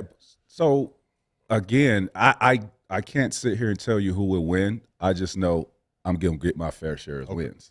How about you, True? All right, so look at this. Historically, you're talking about players that are better than me, right? But we're talking about 1-on-1. Yeah. So if we talking about if I got a chance to take them to Rogers Park where I grew up, and that's we need or to. we outside somewhere and you take them to my element, I can get all of them. Okay. Yeah. You know what I'm saying? It's a unique hoop at Rogers Park. You already know. This is 1-on-1. Territorial. We take it to the streets outdoor. I think I got that. I think I got the most experience at that. I got 2 more for y'all. T-Mac, you versus John Morant 1-on-1. He said he could beat Mike 1-on-1, but you versus John Morant. Who winning that? That's 7-0. Ooh. Oh, 4-0. He too little for Too me. little. How about you, True? He too little. Yeah, I'm bully I knew ball. they was going to say that. I'm bully ball. That's bully ball all day. All right, last one I got for y'all. T-Mac versus Paul Pierce. Ooh. 7-game series. Ooh. We gonna go at it. Again. I got C-Mac Again. 4-3. I got C-Mac 4-3. It's getting spicy in Vegas. Paul selling himself short. No, we got it. We used to go at it. Yeah, he was tough. You know what I'm saying? He wasn't the most athletic. He wasn't the most, he wasn't the quickest, but he knew this footwork. He knew how to use his body. You know what I'm saying? Like, he was a very smart basketball player. So and he can go. He got Rollo some on you. tricks, man. Yeah, Don't let him fool you with that bullshit He you can go talking about Rollo over on here. you. You can get him off balance. Yeah. He'll go Rollo and We used still to go pull at some it. We shit both out. ended We up had with some like battles. 28, 30. We had some battles. Damn. We had some battles. Hit that hezzy pool, I couldn't. I appreciate y'all for playing along. Jelani, we're going to sub you out. Ain't that a bitch? We got the legend, Meta World Peace, in the building. Oh, for Meta, for sure. And for those of you who don't know about the OBL, we got something for y'all to really show y'all what this league is all about. Yes, sir. Yes, sir. The vision has come to life. The opening of OBL, One's Basketball League. What's up, boy? Let's give an opportunity. No doubt. That's what I'm here for. This platform is the foundation of basketball. In the 1-on-1 game, you got to be mentally tough. It's heart. It's dedication. First of all, congratulations for being part of this. Let's get it on, man. It's $250,000 on the line. You have to seize the moment. Opportunities come once in a lifetime. I just really believe it. You know what I mean? Like, my life is going to change. There's a lot of untapped talent out here. That's why I built this league. I mean, I want to tell that story. Playing ball everywhere possible. Just waiting on the right opportunity to get myself in a better position. Keep it clean and show me what you got, because I'm going to be in the building. My dream is for OBL to go global. So that's where we're headed. May the best man win. I can't wait. Welcome to the OBL. You better bring your A game. You got your influencers. This is what I'm here to do. I come to cities, I take them over, everybody knows that. It's entertainment for them. 0-3? Yeah. Okay, I'm predicting 0-4. I know there's gonna be some other YouTubers in the gym, but my test is to go against people that are pro. Then you got your real hoopers don't care about no following on social media. I'm 5-0. Now I go 7-0 if I want to. I'm excited to be a part of the OBL, man. You know, I played in other countries, but this is definitely a big deal because at the end of the day, I'm here to be the last man standing.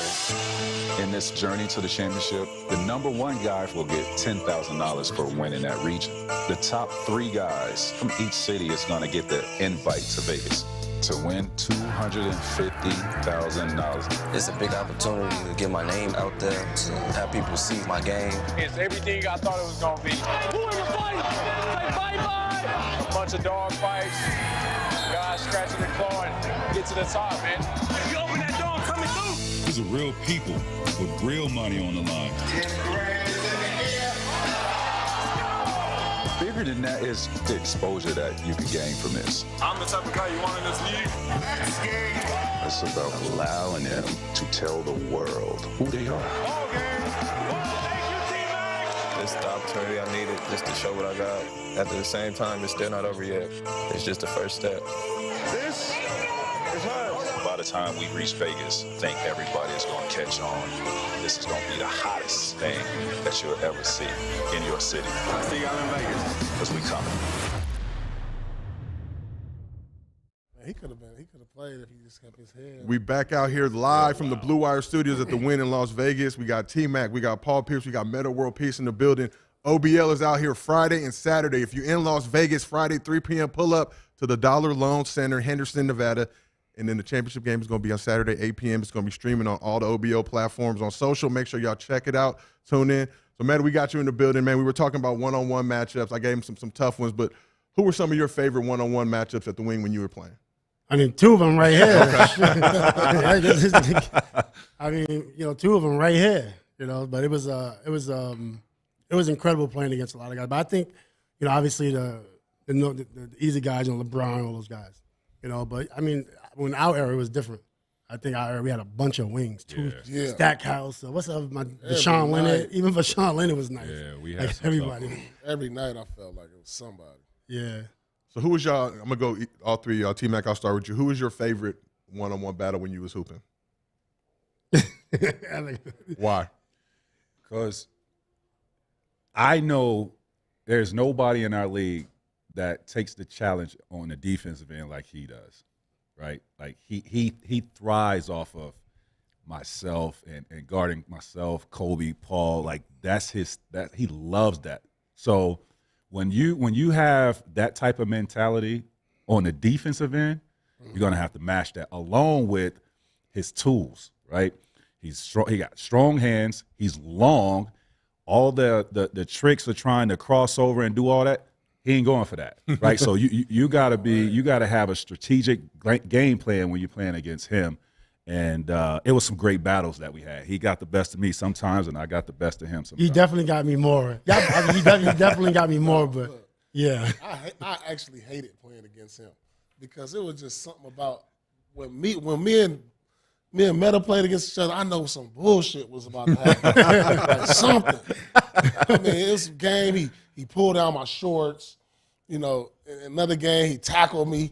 I'm like, man, he gonna trip me. I'm like, man, and he getting away with it though. That's the crazy. When you look at these highlights, he got away with it. Like today, that's a flagrant. Yeah. It was crazy because like these dudes are such good scorers. If you didn't bring your A game, they gonna give you 50. Yeah, that's the last thing I want is being scored 50 on. So like before the games, I'm probably getting ready. He probably out party. I don't know what y'all was doing, but I was like sleeping. Oh shit, I ain't partying. Nah, I ain't partying when I have to match up with you because I know it's gonna be a wrestling match. It's gonna be something. And Meta, you gotta obviously guard dudes differently. How you guarding T-Mac versus how you guarding the Truth? Well, Paul's more on the post. Obviously, can shoot, knock down big shots. So you got to close out. And then he got that slow kind of release. So it's hard to time the closeout. You know what I'm saying? Versus T-Mac got the quicker release, right? And then he got, he's on the wing, more agile, on the wing. So for the most part, you just got to, they're going to score. You know what I'm saying? You just got to, hopefully, if they got like 30, hopefully they don't get 32. Or if they got 20, hopefully they don't get 22. If we get 30, you want us to take 25 shots. Or something like that. That's what you want. You know what I'm saying? But honestly, a lot of in Indiana, when I was playing, like if it wasn't for Jermaine, I don't know if I would have been as good a defender in that era. Because once you get past me, then you got to go see Jermaine. Then you got to see Jeff Foster, which kind of helped out a lot. So when you look at, your guys' era, obviously one of my favorite are just watching y'all all coming up versus the game today. How do y'all feel like y'all games would translate to the current league today? Come on, man. Easy? Listen, there's no doubt, man. You got to think. And a tough era where sometimes the score was 85, 84. Yeah. We'll probably have 35 or 40 points on those nights. I averaged 32 in that era. Probably shot 5 or 6 threes in that era. Mm-hmm. Today, they're shooting 10 threes a game, and I'll be to the free throw line 8 to 10 times. Come on, man. Like, it's no comparison. Yeah, I mean, it's built for the offensively gifted players. Yeah. You know what I'm saying? So whatever T-Mac or me or Meta average, you got to add on like 6 or 7 points to that. I truly believe that. Definitely. Yeah, definitely. So obviously this OBL is expanded. Do we see a world where we get kind of, like the PGA and then they got the senior tour, like the guys over 40 can now come out, get some NBA legends out there, go head to head. And I don't want nobody tearing no ACLs or Achilles out there trying to live out the dream. No, leave them alone. Most def. And then, when you guys we talked about it, but who's that one guy that you had to go up against that and obviously we got Meta here, but any other guys in the league you had to go up against, you knew it was going to be a battle, we were going to fight, and you're going to have to fight for every bucket you got? To me, it's not one player.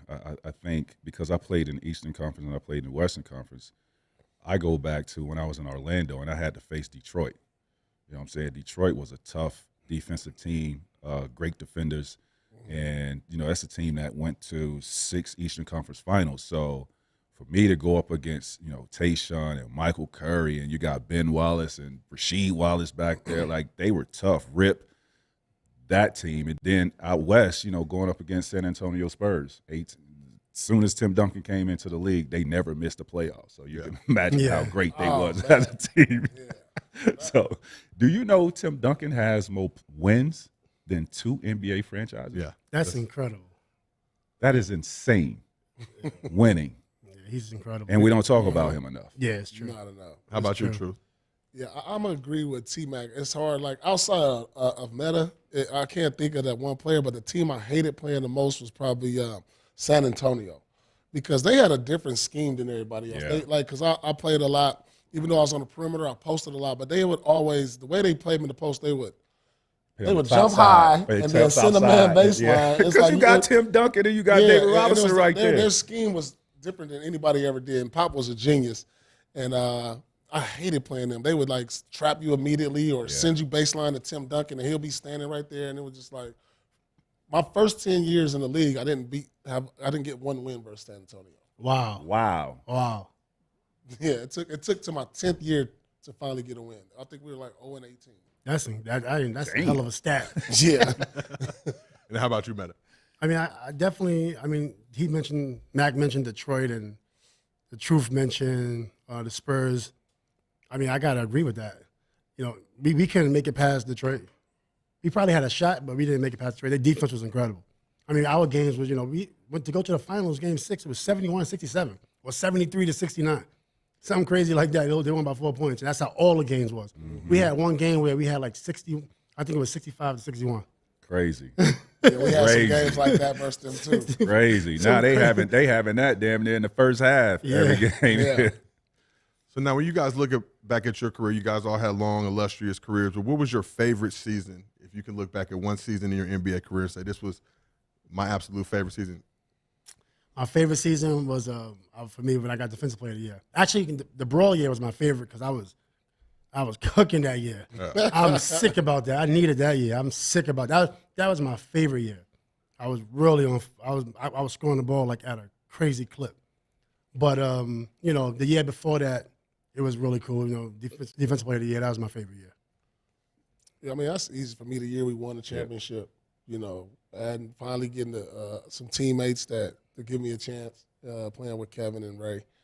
That was a lot of fun, man, because we hung out not only on the court, we did on the court, but we hung out off the court and had fun, and had fun doing it.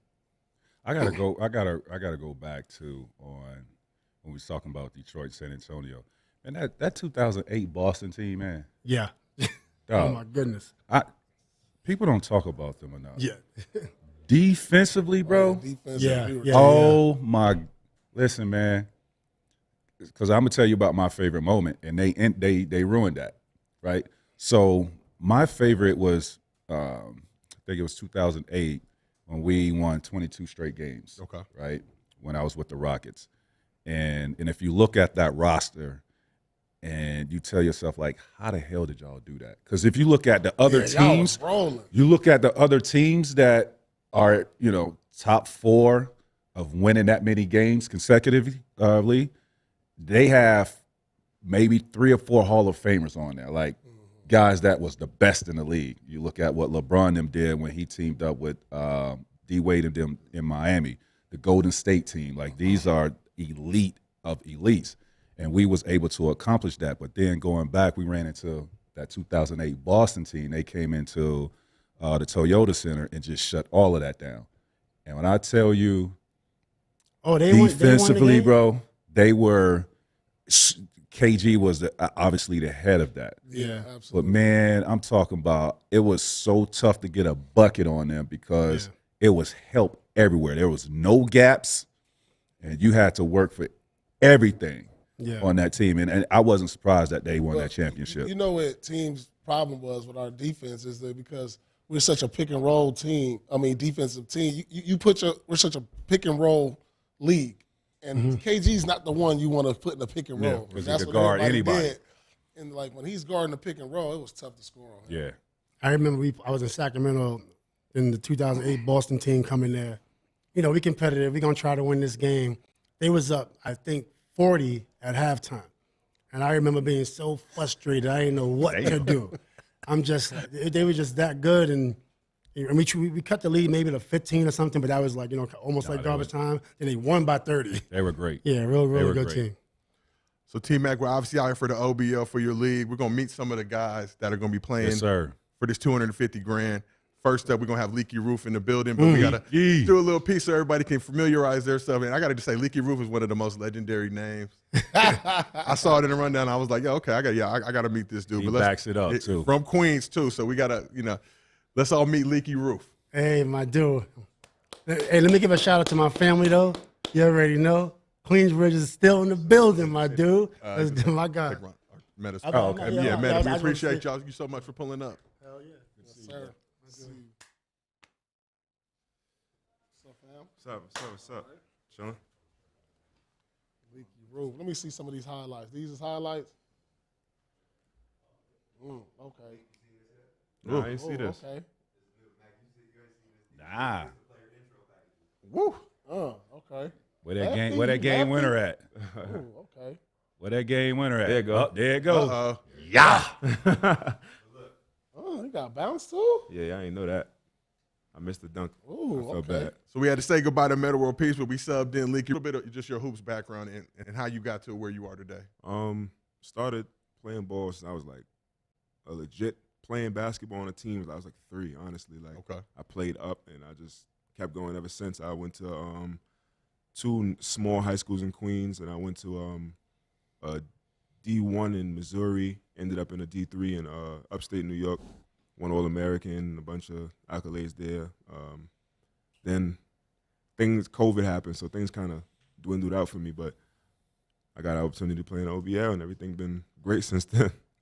So you went 10-0 in the New York Regional. You were the only undefeated player in the field. Yeah. You got a first-round bye out here. Are you feeling confident? Is that 250 yours? Yeah, of course. I ain't going to say somebody else's. Are you worried about anybody else in the field, though? I got to worry about myself. Okay. I got to worry about me. If I play well, I'm very confident in my chances. Ooh. So if you were to win that grand prize, that championship prize, and get that 250, what are you doing with that bread if you win? I just got to put myself in a better position, move out of the neighborhood I'm in right now. See, that's dope, man. And just put my family in a better position. Like, just let's put ourselves together and just get out of where we are now. It's not a bad neighborhood, but it's just 250, you shouldn't be there. Yeah. I mean, I think that's probably one of the coolest parts of the league, T-Mac, and I want you to speak to that. Just the opportunity and ability that you've given guys, man, to keep their careers going and actually make money playing basketball. Listen, man, I wasn't always rich. You know what I mean? And I understand where some of these guys come from, some of the conditions that they live in. I come from that, right? And I don't want anybody to live that way. So if I have, anything to do with helping them get out of that situation, I'm going to provide that. And here we are, Somebody's going to win that 250 and do exactly just that. So. Nah, for real. I won that 10. I told T-Mac thank you, and I meant that for real. Like that was like life changing, and this 250 is even more. You know what I mean? So it's just the next step for me, honestly. So what did winning that regional mean to you, and what you were able to do to help your family out? Winning the regional for me, it was in my city. I'm not from Brooklyn, but in New York, that's going 10-0 against killers in New York. That's like.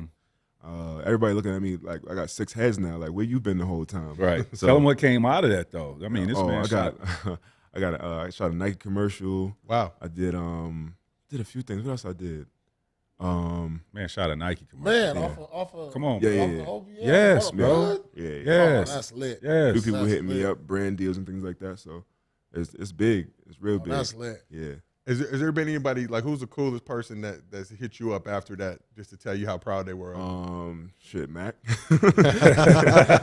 Nah, for real. Like growing up watching T Mac playing, that was shit. Paul Pierce too. Like that's like y'all two. It was a big part of my upbringing. Like it was y'all, Kobe, and Ron. Like I grew up under Ron, so like y'all watching y'all play was like next level for me. Just for me, that was just amazing for me. And T Mac, how would you describe Leaky's game? Who does he remind you of? Leaky's smooth, man. Appreciate that. I think he has a little bit of Michael Redd in him, but with a better handle. Okay. Right? With a better handle. But he got that flamethrower like Michael Redd, smooth like him, but I think his handle is a little bit tighter. And Leaky, how would you describe your game? I don't know. I'm myself. I like the I do have a smooth game. It's real. What's the word? Poetry in motion. Yeah. It's real. So you saying his jumper like that? Oh, his jumper. Your jumper like that? His jumper is definitely like that. Yeah. Oh man, we're gonna have to have a shoot. Let's do it. Come out there have a Let's shoot. I do need to it. see this. We in Vegas. Let's do it. We can put bread on anything.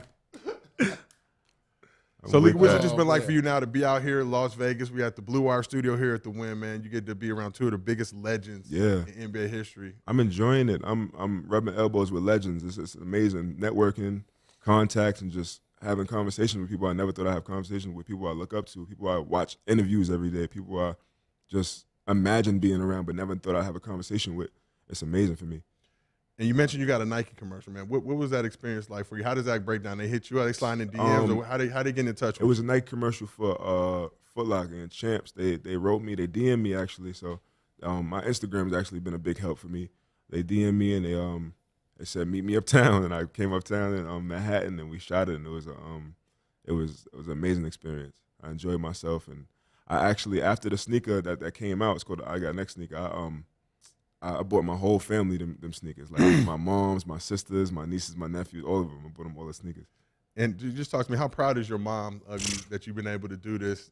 And what does it mean to you to have a league like this, give you an opportunity, like I said, to be able to continue your career and also help your family? This is a lifesaver for real. I didn't know what was next for me, honestly. I didn't know where I was going to go, what I was going to do. I didn't have the opportunities I had before now. I didn't have these opportunities because people didn't know how good I was and how well I can play.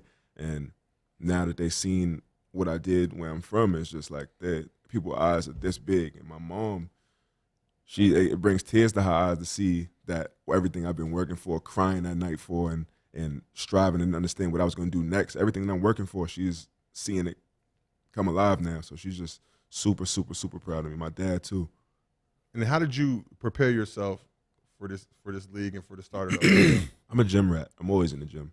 Whether I'm even if it's not a gym, it's New York, so we got 1 million basketball courts. So I'm on the court at all times. If I'm not home, I'm playing basketball. I don't really go outside much. So if I'm outside, I'm on the court. So being there. And you mentioned T-Mac and Truth, but who are some of the other guys in the league that you look up to? Right now, it's Kevin Durant. Okay, that's one of my favorites. I'm a scorer, so watching scorers score excites me. So, yeah, Kevin Durant. I like John Morant. I like to watch the show. So, okay, yeah. What is it about John Morant you like so much? He's athletic as hell. Yeah. That boy get up. So, Leaky, obviously, we're gonna let you get ready for the big event, main event. Try and get this 250, man. But we really appreciate you pulling up with us. Get it. I appreciate it. With the show enough. Yes, OBL Friday and Saturday out here in Vegas, man. Make sure y'all tap in. Make sure y'all follow all their social accounts. They're doing a lot of great stuff. Yes, sir. Go get it. And we got MK in the building, man. Another contestant. I need y'all to do the square off the head-to-head real quick. Hey, y'all. Hey, MK came ready, but I'm just gonna tell you that right now, dog. MK ain't playing no games out here, man. Brother, how you doing? So we got MK. MK, let everybody know where you from. I'm from a suburb just outside of Toronto. It's called Newmarket. If you guys are familiar with Kevin Pangos, he's a big hooper out there. That's probably the only guy that made it out. And I'm probably like the second guy. Okay, so how would you describe your game? Shit. I'm just a demon on the court. Like, I don't know what else to tell you. I'm just I don't know. I don't know what to tell you. Yeah, like there's no specific skill that I'm really, really good at. I can shoot it. I can handle the rock. But the main thing is I just like to win. That's it. P, like you'll love him. Yeah. Listen. I ain't checked him out. No. Listen. Where's you got to check me out. That man will go to your hood and talk shit to whoever's on the playground, bro. He goes to anybody's hood and I talk seen him on Instagram. crazy. You on you seen him? Yeah, Talking crazy. I talk crazy. Yeah, I model it off of you a little bit. I'm not gonna lie. You pulling up to Rogers Park in Inglewood and doing that? Wherever it is, bro. I just love pulling up anywhere and just showing them. Because yo, you see me and I pull up somewhere and you're not gonna think much of me. Like I'm a little bit of a big build. I don't really look like I can shoot the rock. I don't really look like a hooper. I look like a fucking hockey player. I look like a football player, right? But when I go there and I back up the trash talk and then I trash talk more and then I rub somebody's head and I push them.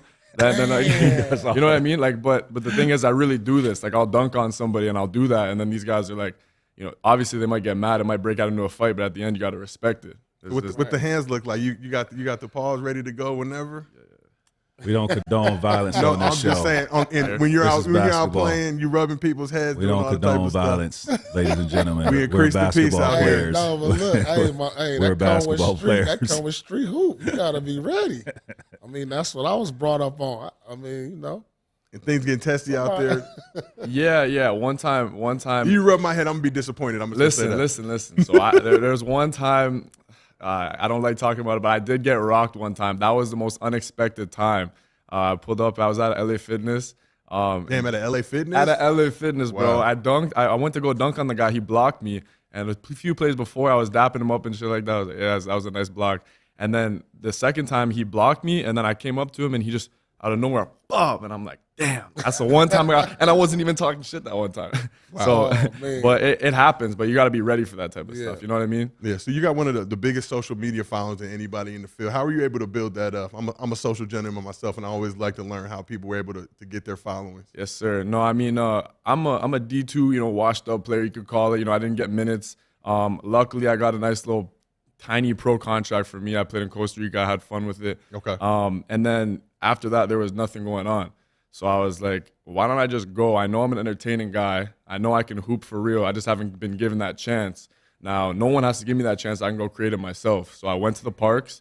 I said, film this shit. Watch me go off. Watch me talk shit and back it up. And people like watching me. You know what I mean? That's how I build it up, period. If you're entertaining and, you're a good hooper, you're gonna get some sort of views. So that's basically just how I built it up. Posting little reels, sizzle reels, previews, YouTube videos, all that stuff. Just exciting, man. So what was your favorite part about playing in Costa Rica, and what was the least favorite part about playing out there? I loved the freedom. I liked, learning a new language and stuff like that. I did learn a little bit of Spanish, and just kind of like going around with my day. Basketball was the #1 job. That was fun. But the one thing I didn't like personally was being, under a coach and in a big organization. I like doing everything myself. The one thing I tell people, which you guys are gonna laugh, is like I don't really like basketball. I like winning. I used to be a track and field athlete, and I love track and field because it's just me. All I have to do is focus on me, and all I have to do is win. One-on-one basketball is the reason why I love the OBL, is because it's just me. I don't have to rely on anybody else. There's no pointing fingers. It's me, and I love to fucking win.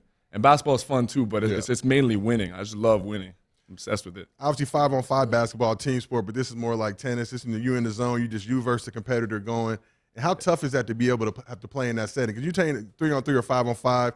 I could dish it. I can rely on my teammates a little bit. But like you mentioned, now it's all on you. So you the one getting bucketed, or you the one giving buckets? Oh, I'm giving buckets, bro. But I play defense. Like I said, I do it all. Like I'm a pest on defense. I talk shit while I'm doing it. I'm super in shape, so I can really get in somebody's head. And like you said, it's just mano a mano. Like I love that. There's no. I don't want to rely on anybody else but myself. And if I do lose, which I did take 1 L in Houston, I was like, it's on me. I can accept it. Yeah. There's no one else I had to point fingers at. You know what I mean? I love that. So you mentioned that you built your social following up, posting highlights and clips. We got some highlights of you right now. Team Mac of Truth, I want y'all to watch some of his highlights, react to what you're seeing out here. Man, I seen it live, bro. I love this dude. And the first thing he told me when I met him, because obviously you got to have a villain. That boy said, I'm going to be your Conor McGregor.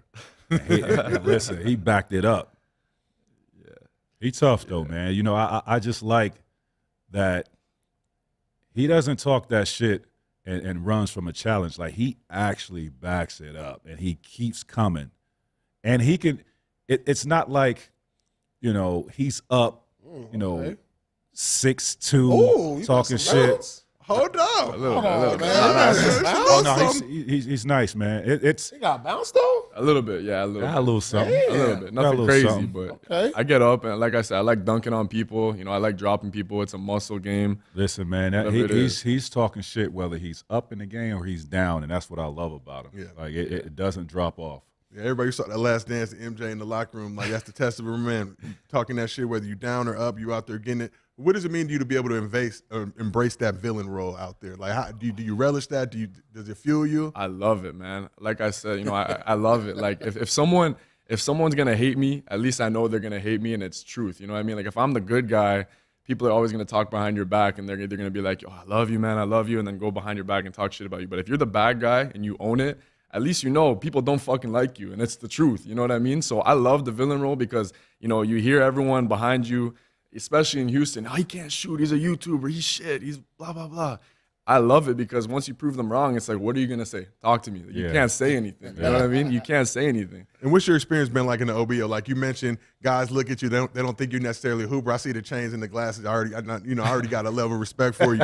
But are these guys talking shit to you? And then after you bust their ass, is it the turn? Are they giving you love, or are they just walking off, salty? The reason why I love the OBL is because the OBL lets you talk your shit. This is like the UFC of basketball. It's like the boxing of basketball. You know what I mean? And I played in another one-on-one kind of league. It was for $50K, and I was a little bit suppressed. Like, I couldn't talk my shit. I pulled up with a shirt that said the opponent is scared and some other thing on the back. And they got mad at me. They got mad at me for pulling up like that. I had the same shades on. They got mad at me for pulling up. So now the OBL kind of promoting this first matchup I have.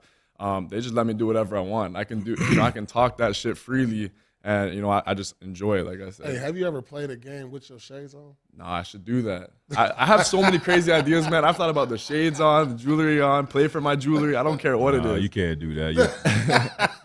Commissioner said he's not rocking with it. No, why not? You'll cut somebody, man. I got a couple more questions for you. So obviously, championship prize, $250,000.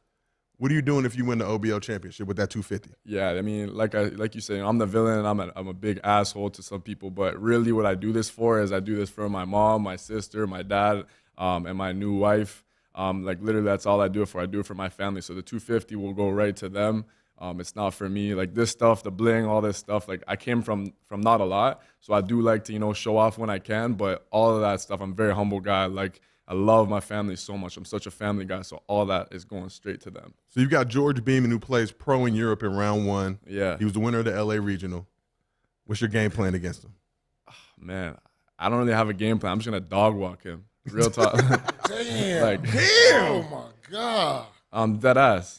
Wait, is this the guy I saw UCLA? Yeah. Oh man. He's in shape, but so am I. Like I've been training, Like He's in shape too. He's in shape. I'm in shape. I'm strong. That's you the first got to keep in round mind, he's 31 years old, I think. He's a whole decade older than me. How old are you? I'm 21. I'm the youngest guy in the league. Yeah. You 21 talking big shit like this? That's That's respectable. All I know is when I go on the court, there's no game plan other than play my heart out and go as hard as possible. Whatever the outcome is, I already told you guys what I'm about. I'm just gonna go in there and do my best and really just dog walk him. Like I'm gonna give him the hardest game. Man. If he goes on, let's say he goes on, he's gonna be hurting. Like I'm gonna tell you right now, he's gonna be hurting.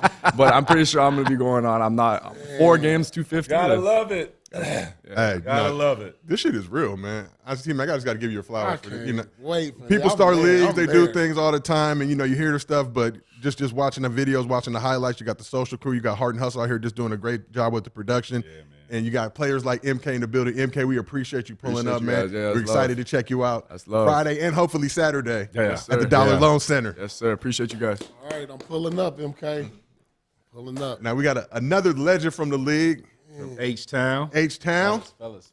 H-Town bound. Got John Jordan in the building. What's going on with you, bro? My guy from H-Town. What's going on? What's going on? So, John, I heard you got a crazy story about how you got involved with the OBO. So, can you share that with us? Crazy. Yeah. So, basically, I was playing professional over in Romania in Bucharest. Okay. Wow. Randomly, I'm just up. It's midnight. I look at my phone. I get a text from my boy T Mac. Man, he giving me the rundown of the one-on-one league, and I'm just like, wait, what? Like, you know what I mean? And I'm under contract at the time, so in my mind, I'm like, there's no way I'm gonna be able to make it. But I'm just like, $10K and $250K, like, you know what I mean? And so, long story short, I basically, you know, had a little kind of a bidding war with my team, my GM, and kind of got out of I actually left some money on the table over there. I got out of my contract, and I remember it like it was yesterday. We just got eliminated from the playoffs. We had a game Wednesday night. I flew out Thursday night, which sped it up and made it Friday night by the time I landed in Houston. Friday night, tucked in midnight, pulled up to the OBL Saturday morning and was ready to go. Yeah. No jet lag, nothing like that. That's I was a hard tired. trip. Yeah, no, it was tough. It's tough. I'm super jet lagged. I just coming off an 8-month season. I was tired. And he won it, though. Won it. Won the regional. Won it. So you mentioned you was playing in Romania. How tough of a decision was that for you to leave that bread on the table, but to come for the opportunity to come play in the OBL and potentially get $250,000? It wasn't tough at all because I wasn't making $250 at the time, and so it wasn't a tough decision at all. I knew once I made up my mind and I committed to doing it, I was full-fledged with it, and you know I just followed through with it. It wasn't tough at all. So did y'all have a relationship before that, or did T-Mac just kind of hit you out the blue? Man, Mac don't even remember. I went to his crib maybe like 5 summers ago. He probably don't even remember one time, and I met him one time, and other than that, it's like kind of our first kumbaya interaction. And T-Mac, what does it mean to you to be able to have to respect a dudes like that? Because I'm in Romania, I'm getting bread out there. You hit me, I got to take this leap of faith. It's $250, but it ain't guaranteed. That 10 ain't even guaranteed. You know, you came to Houston fresh off the plane, and you don't win the regional. You walking home, you know, empty-handed. But what does it mean to you to be able to have guys that rock with you so much in the OBL so much that they're willing to participate? It's love, man. You know, it's love, it's respect, and you know, I appreciate every last one of these guys taking a chance on me and my vision and being a part of this. Without them, there's no OBL. So it's pretty cool, man, to have, you know, these guys come and tell their stories and their background, where they come from, and some of the situations they had to overcome. To me, it's pretty damn cool. And John, for those who don't know, give us a little bit of your hoop background. Obviously, you played pro in Romania, but what were you doing before that to get to that point? Man, I'm like this is like my 9th year as a pro. I finished in college at Texas A&M Corpus Christi. From college, I did the entire pre-draft process, didn't get drafted, didn't even do summer league, but I started off in the G League. First team Delaware 87ers. That was my first year. Second year, I joined the Raptors 905. Won a G League championship, won a slam dunk championship that year.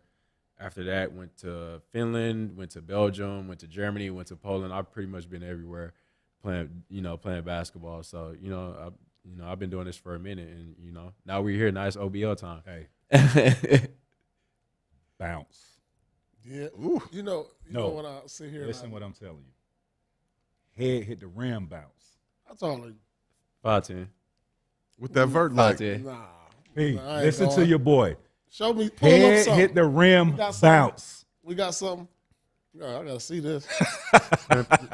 somebody pull something. Yeah, head hit the rim, bounce. We got something. We need some John Jordan highlights in the building. We are at the Blue Wire Studios at the Wynn in Vegas. We need some entertainment. Man, I got y'all. Can I We get got it. I'll show you right now. I'm about to see something. Okay. See some highlights. Let me see. They probably see what I didn't get a chance to show anything at the OBL. You know what I mean? When I first got back, but I got all the content on my IG. And These my is socials. 10-foot rims we talking about, right? Yeah. Nah, these are for sure 10-foot. Come on, man. Come on, Paul. Yeah. You know we ain't rocking like that. What'd you say that vert looked like? Last time I measured, it was in college. Flat foot, it was 44. Ooh. With a guy Wow. it was a legit 50. Ooh. 1,000%. No cap.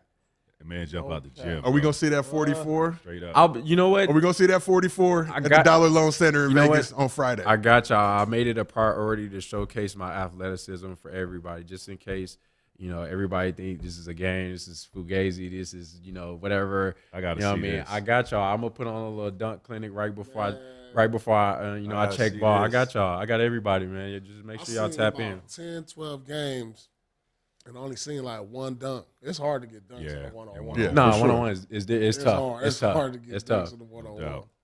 So if you're able to win that $250,000 championship prize at the OBL championship this Saturday, what are you gonna do with that money? I'm gonna invest in all my close friends and families. I'm gonna invest in their dreams. You know, obviously, I'm gonna put a little bit to the side for myself, but for the most part, I'm gonna try to help as many people as I can that's around me and that's been supporting me. My mom, my dad, my little sister, my older brother. You know, I'm just put that money to work, and you know, let them enjoy the fruits of all of our labors, because this is not just something that I've did. These guys, my family's been supporting me from day one, so you know they should definitely be able to enjoy. So I know you're gonna support everybody else's dreams, but what's the first thing you're gonna buy for yourself with that $250?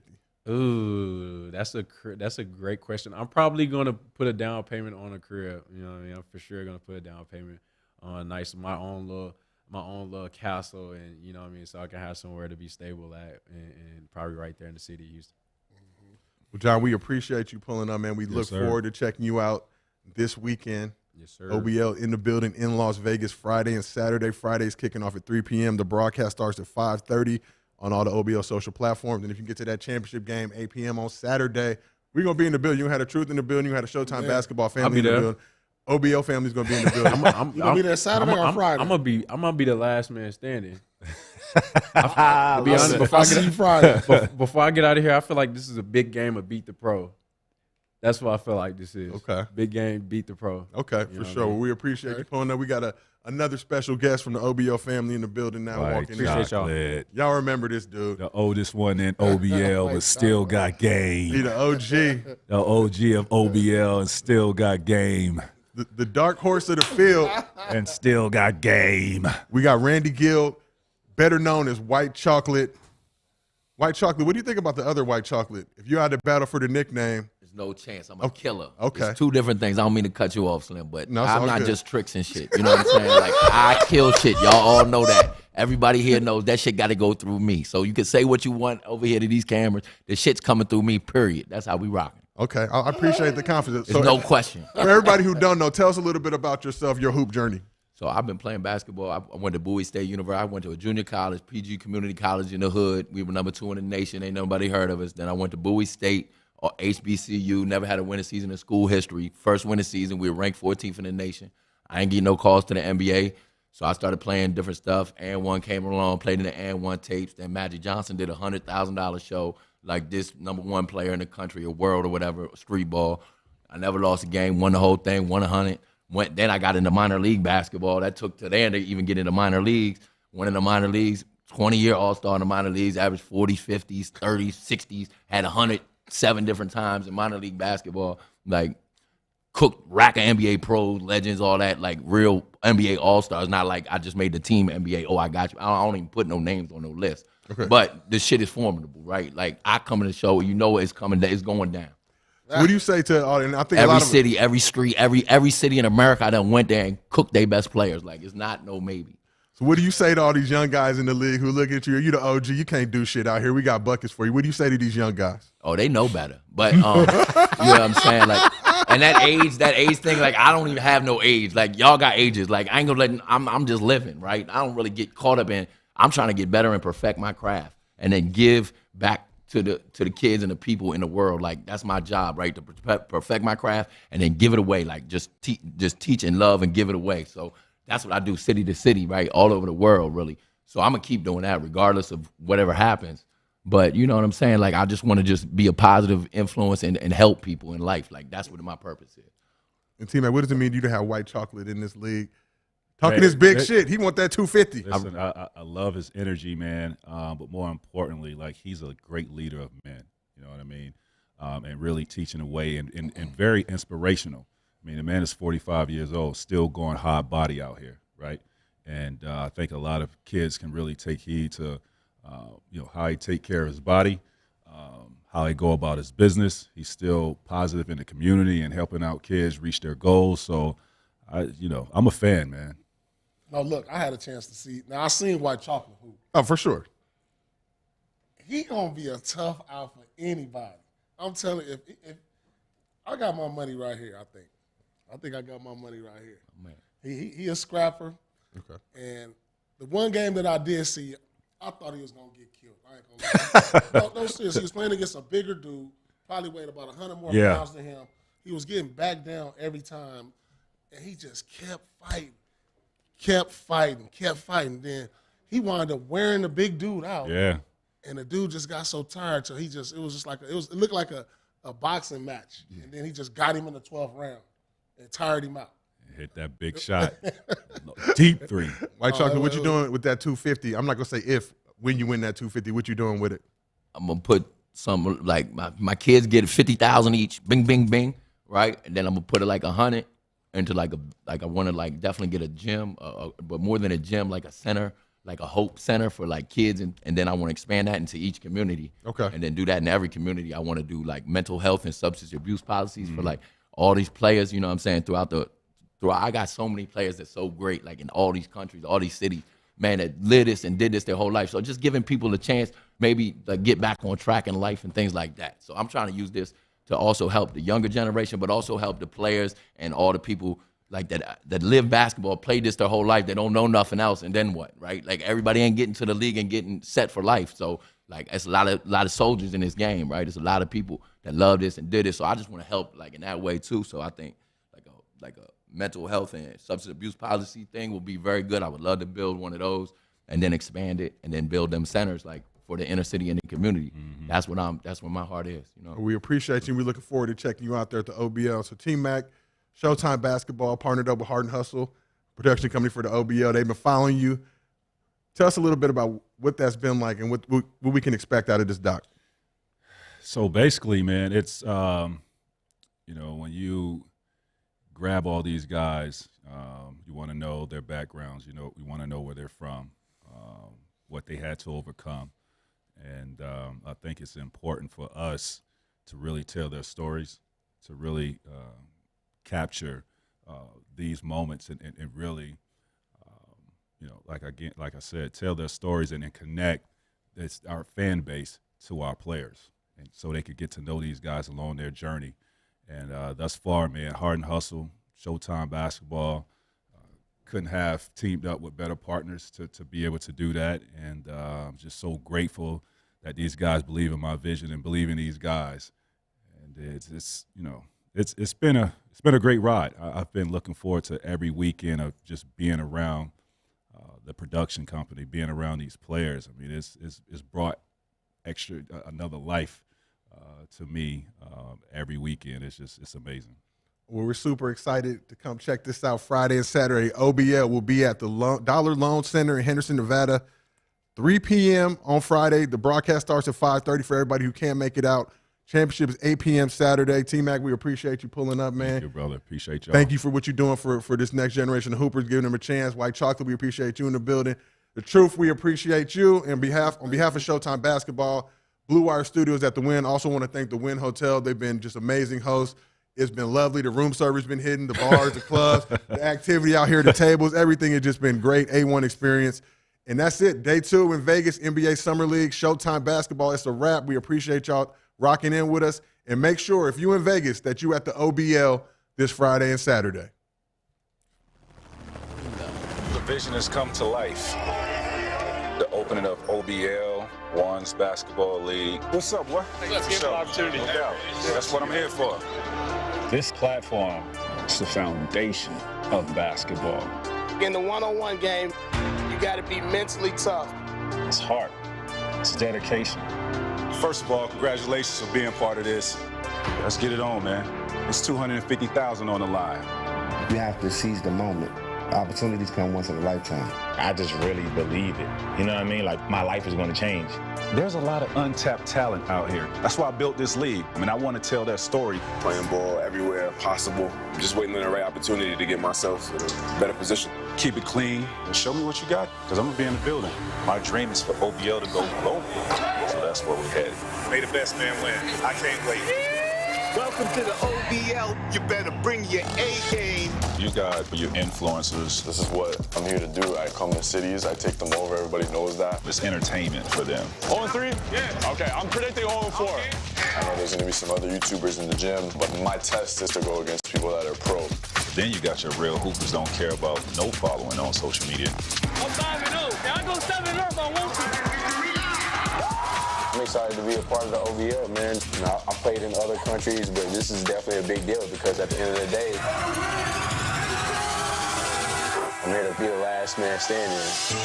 In this journey to the championship, the number one guy will get $10,000 for winning that region. The top 3 guys from each city is going to get the invite to Vegas to win $250,000. It's a big opportunity to get my name out there, to have people see my game. It's everything I thought it was going to be. Who in the fight? Say bye-bye! A bunch of dog fights, guys scratching and clawing. Get to the top, man. If you open that door, I'm coming through. These are real people with real money on the line.